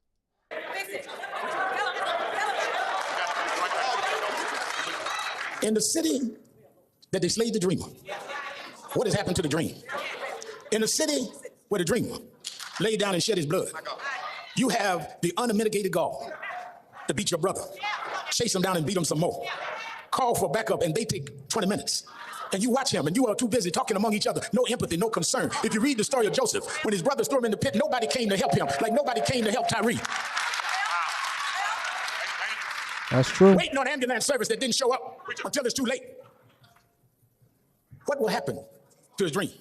Well, we'll just tell him something else happened, but we are going to throw him in a pit. But I come to Memphis today to tell you the same mistake Joseph's brothers made is a mistake you made. You thought you threw Joseph in a pit. You thought you threw Dr. King's dream in a pit. But every time you throw something in a pit, God takes the pit and raises it up and changes the whole world. Let me be clear. We understand that there are concerns about public safety. We understand that there's needs to deal with crime. But you don't fight crime by becoming criminals yourself. You don't stand up to thugs in the street, becoming thugs yourself. You don't fight gangs by becoming 5 armed men against an unarmed man. That ain't the police. Yeah, but the problem with this argument, now this is the one thing that I have to add additional context with, in which I don't disagree with what he's saying.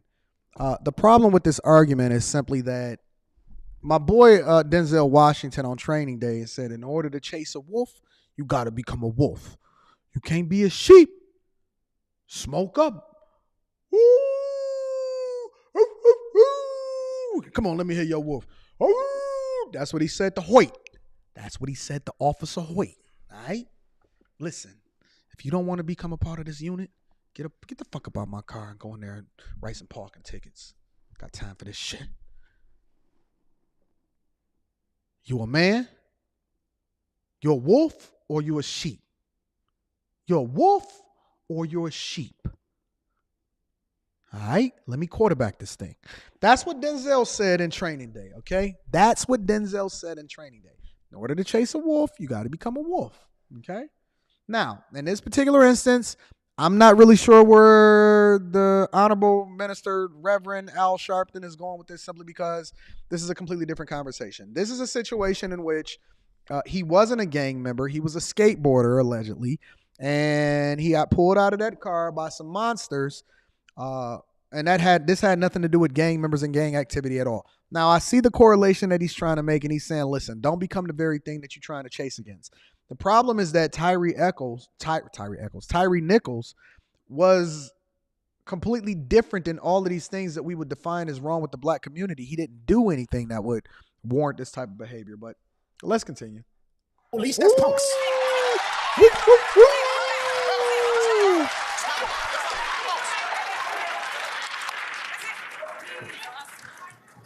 I'm reading super chats throughout the show. Man said, I didn't do nothing. You kept on going anyhow. Why do they go ahead? Because they feel that there is no accountability. They feel that we are going to get angry a day or two and then we're going on to something else. But some of us do this every day. Some of us believe in the dream has to come true. Some of us are going to fight until we make this legislation happen. I don't know when, I don't know how, but we won't stop until we hold you accountable and change the system. What system changes do we need? That's what I'm curious about. I'm not really sure that we need any more rules, any more systems, any more defunding, any of that. See, and that's the thing that I'm against. Everybody keeps saying pass more legislation and changing the system.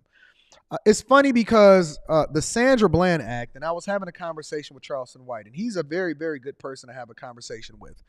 The Sandra Bland Act, which we enacted and all of the black people cheered for it, really enabled the police to be able to send you to mental institutions and to circumvent the law and prevent them from even being able to contact your family by certifying you as crazy and as a threat if you then start to display things in which is up to their judgment to determine whether or not you're crazy or whether or not you're a threat to yourself or whether or not you have mental health issues, or they can even go through your social media in order to substantiate whether or not you're a threat to yourself or to other people. And then they could literally put you under or give you pills and subject you to being inside of an insane asylum without actually having to contact your people or giving you an opportunity to get bail because you technically are not under arrest. It is a way in which they've then been able to control people and then remove their rights from them. And then everybody cheered as a result of it because they named it after Sandra Bland, right? And it actually literally happened to Charleston White himself. Somebody had got killed in his neighborhood. He had been over there, protesting and antagonizing the police. They went through his social media and seeing some of the stuff that he was saying.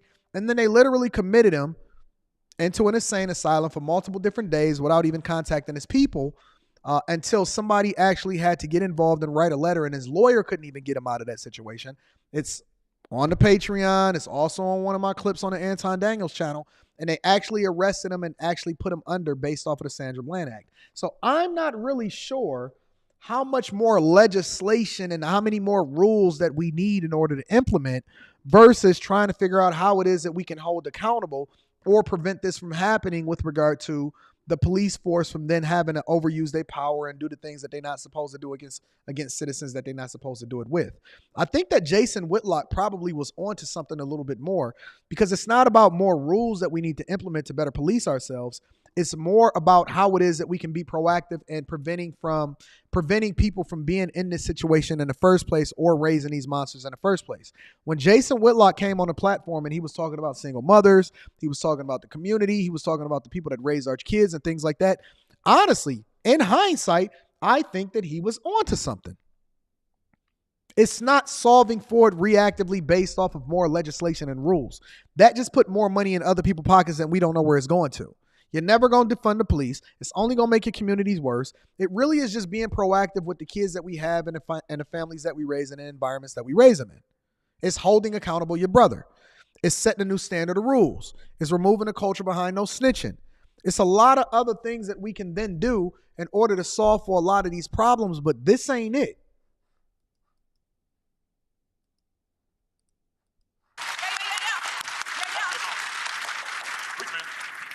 Why do we want to see the George Floyd Justice and Policing Act passed? Because then you'll have to think twice before you beat Tyre Nichols. You think twice before you shoot at someone unarmed. You think twice before you choke on Eric Garner. What is this next act that's going to be passed in the name of somebody else that we then have to subject ourselves to?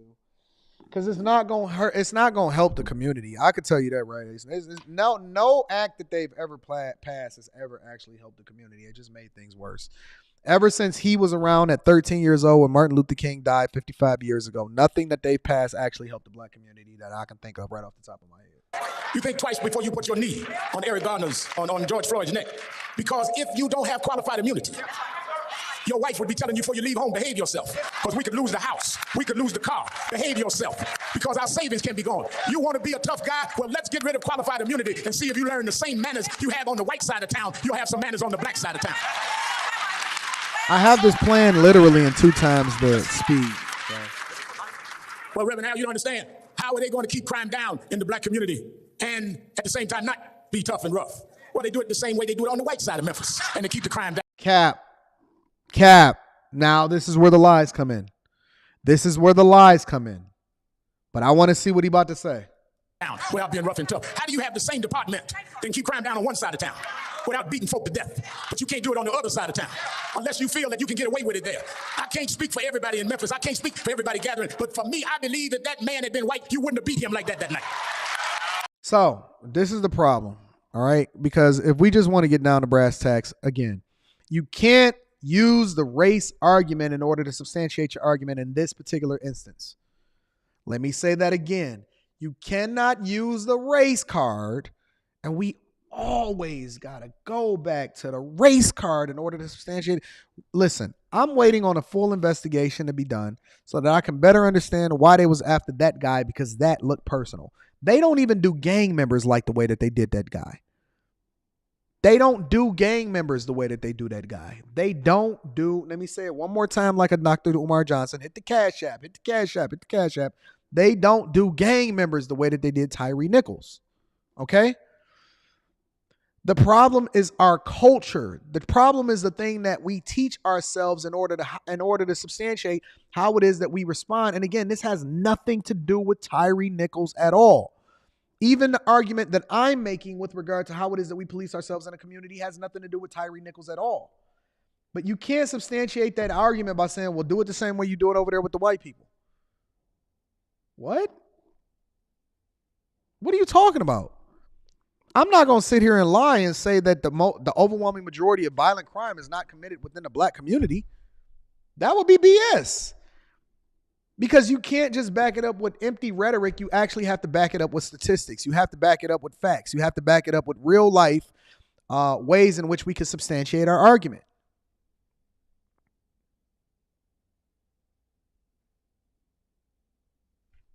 He shouldn't even be saying this on the pulpit in the first place, because the race card shouldn't even be a part of this conversation.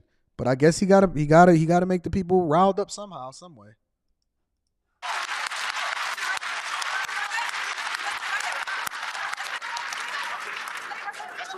We're not asking for nothing special. We're asking to be treated equal and to be treated fair. And just like they marched and boycotted and went to jail for 9 years, from the 55 Montgomery bus boycott to the 64 Civil Rights Act, we're going to pay the same dues to get this George Floyd Justice and Policing Act. What is the George Floyd Justice Policing Act? Let's see.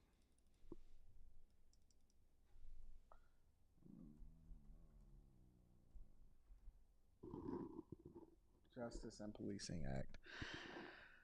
All right, let's figure out what this is. Congress bill. HR 1280.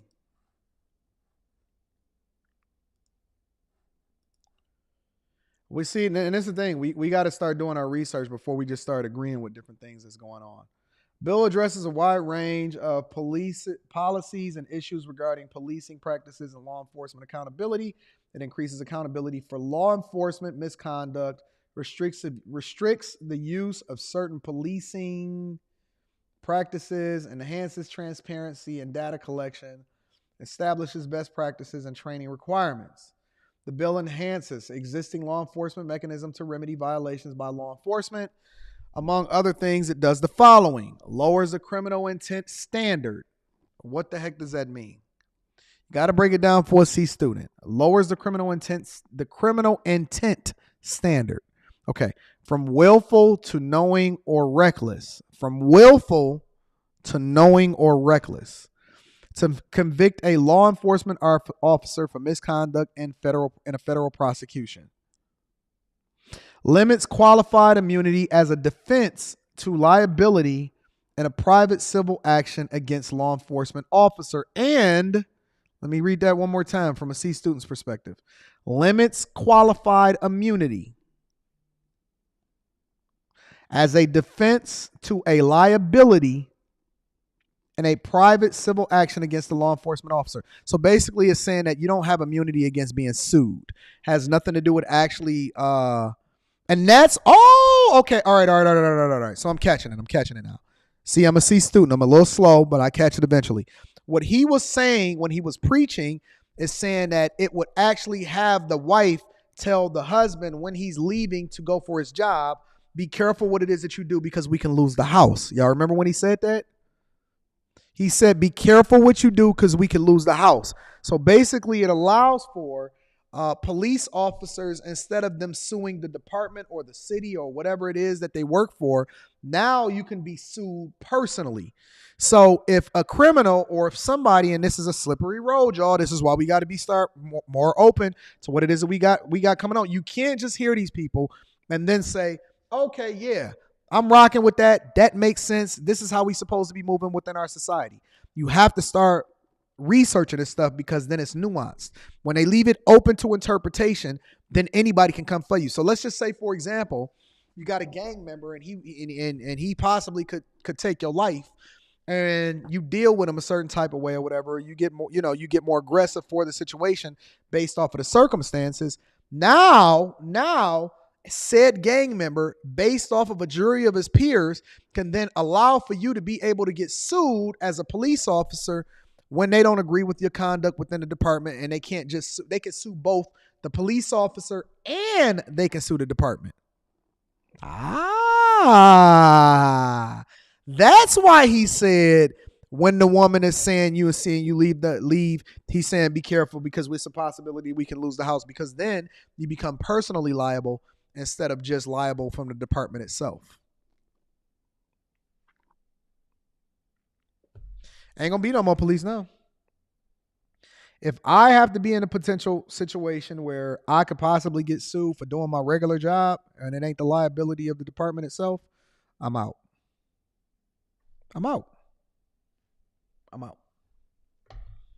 Y'all gonna have to police your own communities, and y'all gonna have to deal with your own monsters. Y'all gonna have to police your own community, and y'all gonna have to deal with your own monsters.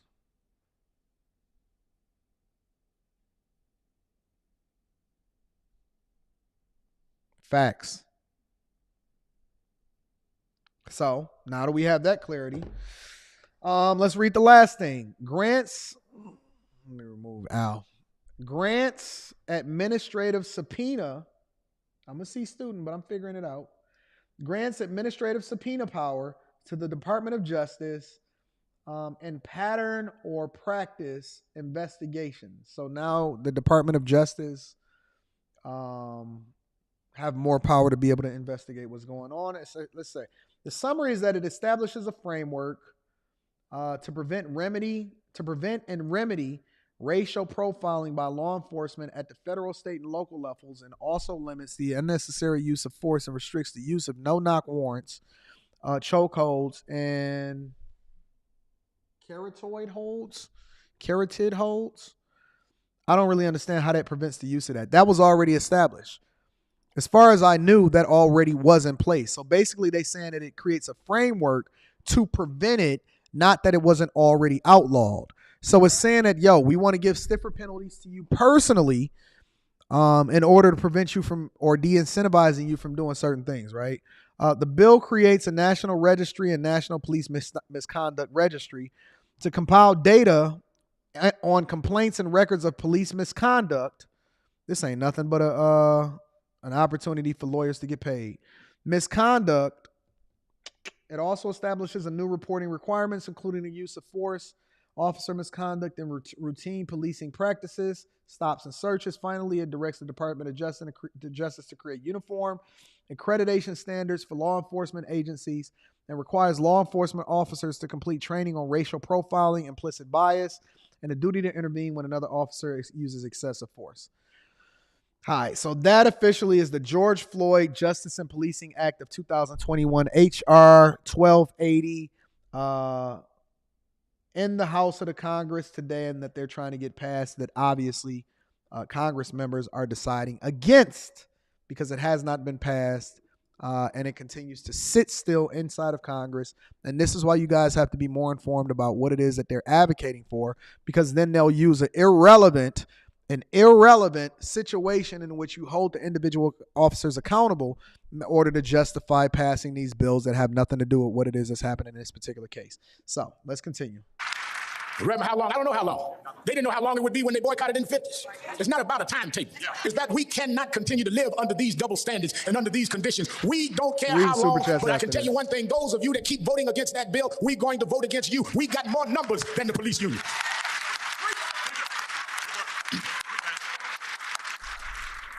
I believe that God will do for us what we'll do for ourselves. And even in the pit, Joseph never lost his faith.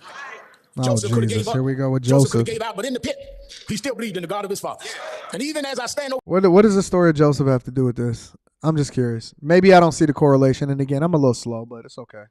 I don't understand. With the casket of this innocent young boy, This young man, 39 years old, with a 4-year-old son that his mother and father and his siblings have to raise. I believe that God will take him, Tyre, out of that pit and use him as a symbol for justice all over this country.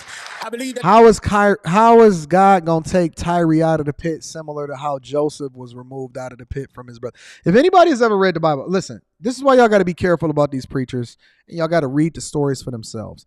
Joseph was still alive. The brothers said that because they were jealous of him. This is a police officer gang unit against an individual. This has nothing to do with your brothers. Now, it would be more relevant if the police officers had did something against another police officer that they didn't necessarily care for. Then a police officer rolls up to wind up becoming something greater, and then the other police officers wind up having to subject themselves to them. However, this is not relevant whatsoever. I don't know what he's talking about as far as God will be able to raise Tyre up in order to justify what it is that we're trying to get this bill passed for. Has no relevance whatsoever to the story. The story of Joseph, right? Joseph wind up becoming the right hand to the king because God was using him in order to prevent famine, because he gave the king a warning through Joseph, through his dreams, in order to make sure that the king was able to prepare for this. I think it was 7 years of famine. It was like 7 years of feast and 7 years of famine. And then the brothers wind up having to go over and travel to, and then wind up having a petition to get food in order to continue to care, or buy food in order to continue to feed their families. And so as a result, when they came back, they realized that Joseph was alive, but Joseph wound up forgiving his brothers and taking care of them, even though they tried to do him dirty in the beginning. So God wound up using Joseph to be the thing that saved their brothers and their family, and also a lot of people within the kingdom, by also preparing him and exalting him and making him the right man of whoever the king was at that particular time, in order to ensure that there was no more famine within the land. That's the story of Joseph. Now, I could be a little bit rusty and off because I haven't studied the story of Joseph in a long time, but I do consider myself a scholar of the Bible, and I am very much immersed in what goes on in biblical within the biblical structure and the church itself. And so because I understand, and because I know the full story, and because I've read the whole story, and I've read the Bible back to back 7 times, and I study the Bible on a regular basis, I can actually substantiate how relevant this is to what's going on with Tyre Nichols, or how he's trying to tie this in. That's not what happened. It has no relevance. Maybe I should become a preacher. Maybe I should be a symbol of the church. Maybe I should just become a preacher. Because it's easy to tell people anything when they don't actually understand what really happened in the Bible, when they don't really understand the story. It's easy to say anything to a bunch of people in order to get them to vote the way that you want them to vote, or operate, or get emotional, or move a certain type of way, or protest a certain type of way. It's easy to get them to think or feel any type of way when you don't truly understand the word. And I'm not just saying that you don't know the Bible. I'm saying understand. And the word says in everything you do, get understanding. When you don't understand what's being communicated, it's easy to get you to do the thing that's not even in your own best interest. The babies unborn will know about Tyre Nichols, because we won't let his memory die. We're going to change this country because we refuse to keep living under the threat of the cops and the robbers.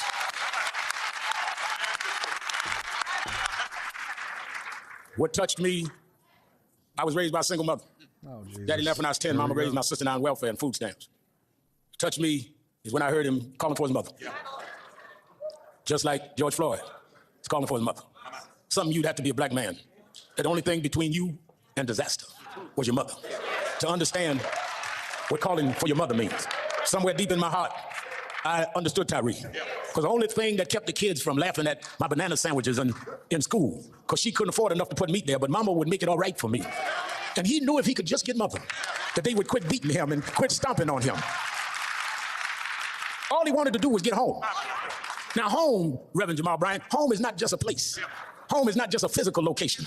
Home is where you are at peace. Home is where you don't have to keep your dukes up. Home is where you're not vulnerable. Home is where everything is all right. He said, all I want to do is get home. I come to Memphis to say the reason I keep going is all I'm trying to do is get home. I want to get where they can't treat me with a double standard. I'm trying to get home. I want to get where they can't call me names no more. I want to get home. I want to get where they can't shoot and ask questions later. I'm trying to get home. Oh, Jesus. Now they're starting to play the organ. All right. That's enough for me. That's one of the reasons why I had to divest myself from going to certain churches in the first place, because now they're playing the organ. Now they're going. All right, hold on. Let me play it for one more time for y'all, just in the back, so y'all can see what's happening right now. I'm gonna just play it. For those of y'all that couldn't hear it, let me slow it down. I'm gonna put it at the regular speed. every black in America stands up every day trying to get home.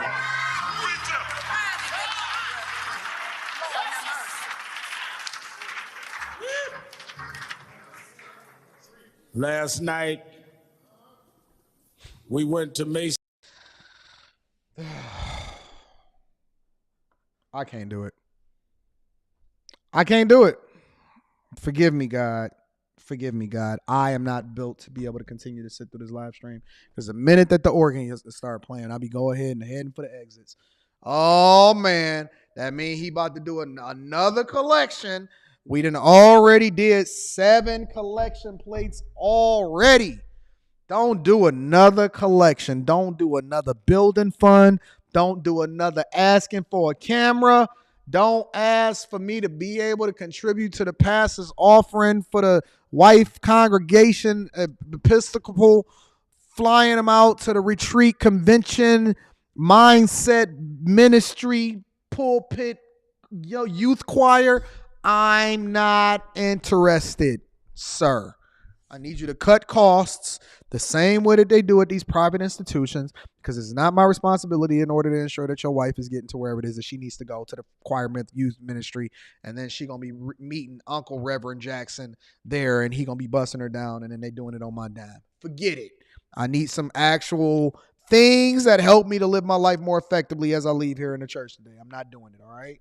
Shout out to the Black church for continuing to finesse the congregation and not actually giving them any kind of insight, information, or wisdom to help them to live their life any better. Shout out to the Black church, all right? Anyways, yeah, listen to the normal speed. Check out the normal speed. Listen. Temple, Church of God in Christ, and the Wells family and Tyre's sisters and brothers stood there where Martin Luther King gave his last speech. I'm not doing it. They didn't know. I'm not doing it. You're not about to get me. You're not about to get me caught up by criticizing the church. Nope. I'm not about to sit there. And let me say this. Let me tell you the reason why I like going to white churches better than black churches. Okay. They get straight to it. You get in and you out. You be there by 11. You be on your way to the crib by 11:40. 11. Yo, we used to get to church at like 11:30. Man, we wouldn't be leaving till like, it depends. If they got that shout session going on and they got the Tyrian service. Have y'all ever been to Tyrian service? Y'all don't know nothing about the black church. Y'all don't know nothing about the real black church. You don't know nothing about, hey, hallelujah. You don't know nothing about the real black church. Okay. Ain't nothing like an altar call. I'd be like, oh, not an altar call. Not getting caught up in the spirit of the Lord. Nothing like a good shout service and then an altar call right after that. Hey, Jesus. Let the church say amen. I said, no. Who drove? I knew I should have drove. I should have never rode with you, because I could be home on my way home right now. And see, back then they ain't have Ubers, right? We didn't have Ubers back then, so it was a little bit different. I said, I'm not about to be sitting up in here while y'all over here. Hey, getting, and then you fall out. I'm sitting there. I ain't gonna lie to you. I was sitting there, so we in a line for prayer. And the guy in front of me, you know,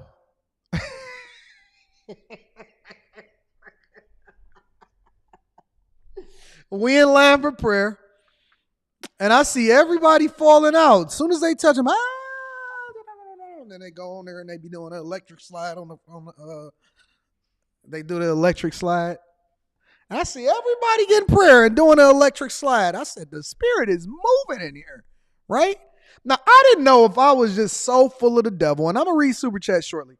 I didn't know if I was just so full of the devil and I had just been going through something that week, or if I just had a bad attitude or something like that, that God said, Anton, I'm just not going to use you today on this Sunday. No electric slide for you. But I see the guy in front of me, okay? I see the guy in front of me.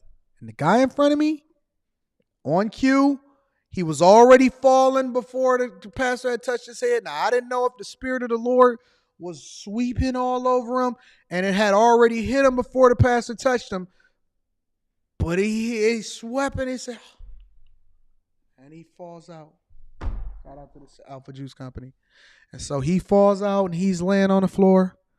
And I'm just observing and I'm like, okay, wow. The Spirit of the Lord is here. The presence of the Lord is here. Presence of the Lord is here. The Spirit of the Lord is here.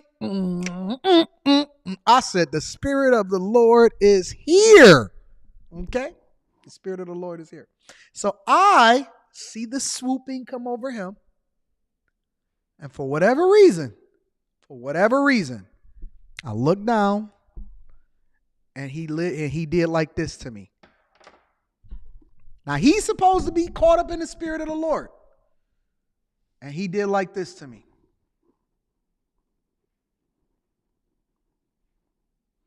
And I was like, and I whispered to him, honest on everything, on everything. He said,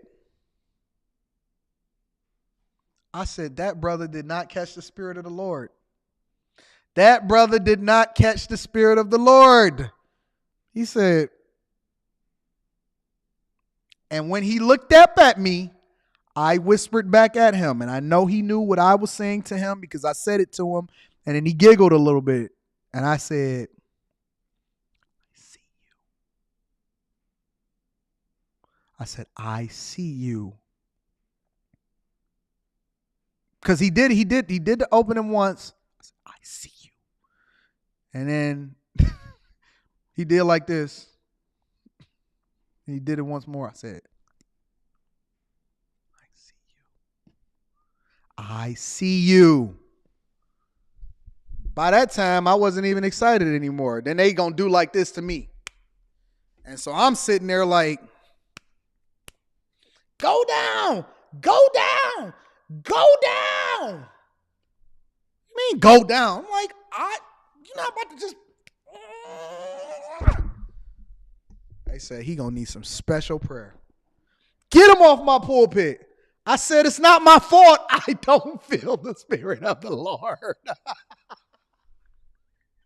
True story. 100% true story. I kid you not. I promise you. True story. No cap. No cap. I couldn't fake church. I did. If the Spirit of the Lord is here, the presence of the Lord is here.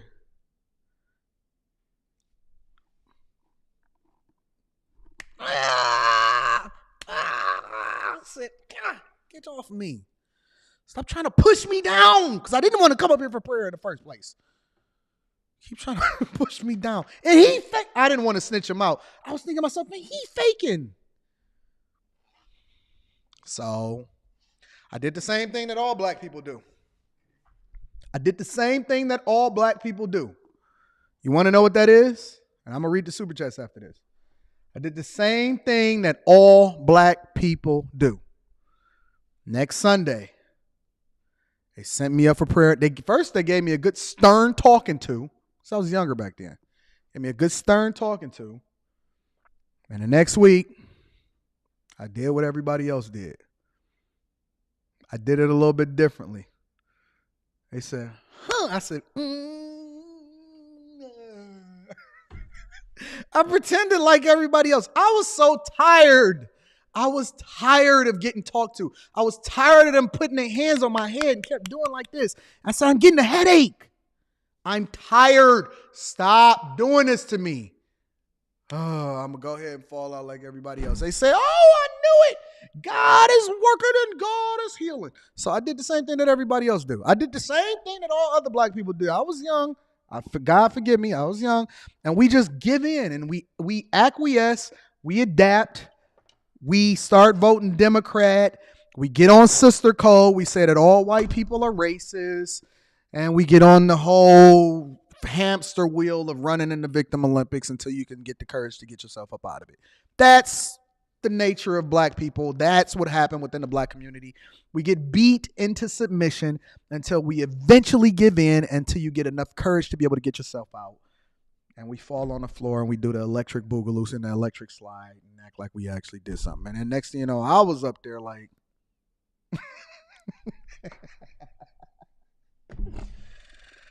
oh, Jesus.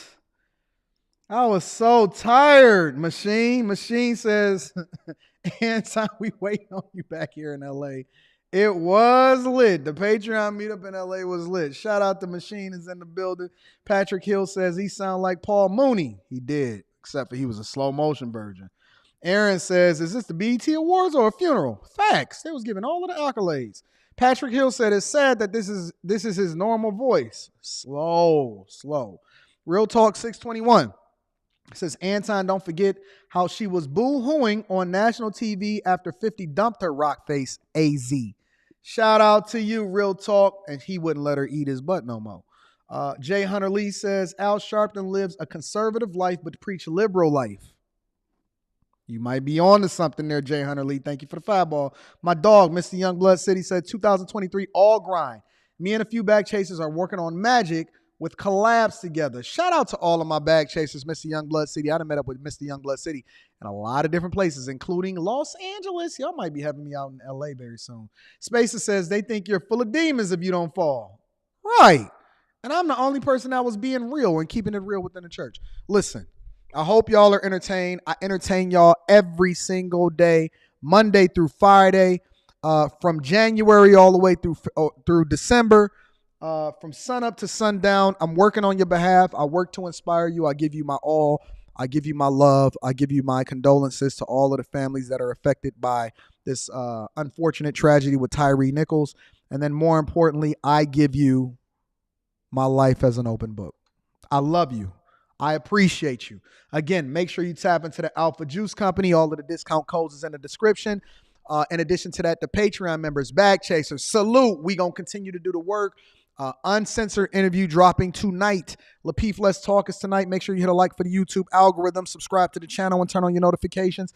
I need you to do me one more favor before we get out of here on the greatest morning show, bar none, including all of network television, YouTube, and all of the land. There is no greater show on earth to get your day started and your week started off right. I need you to do me one more favor before we get up out of here, ladies and gentlemen. Make sure you share this with your family and friends. We don't want to be great by ourselves. We don't want to be rich by ourselves. We don't want to be successful by ourselves. And we certainly don't want to have good character by ourselves. Make sure that you share this. Hit a like for the YouTube algorithm. Make sure you subscribe to the channel. Tap into the Patreon. I love you. I appreciate you. I am going to holler at you tomorrow, friends. Same time. Peace.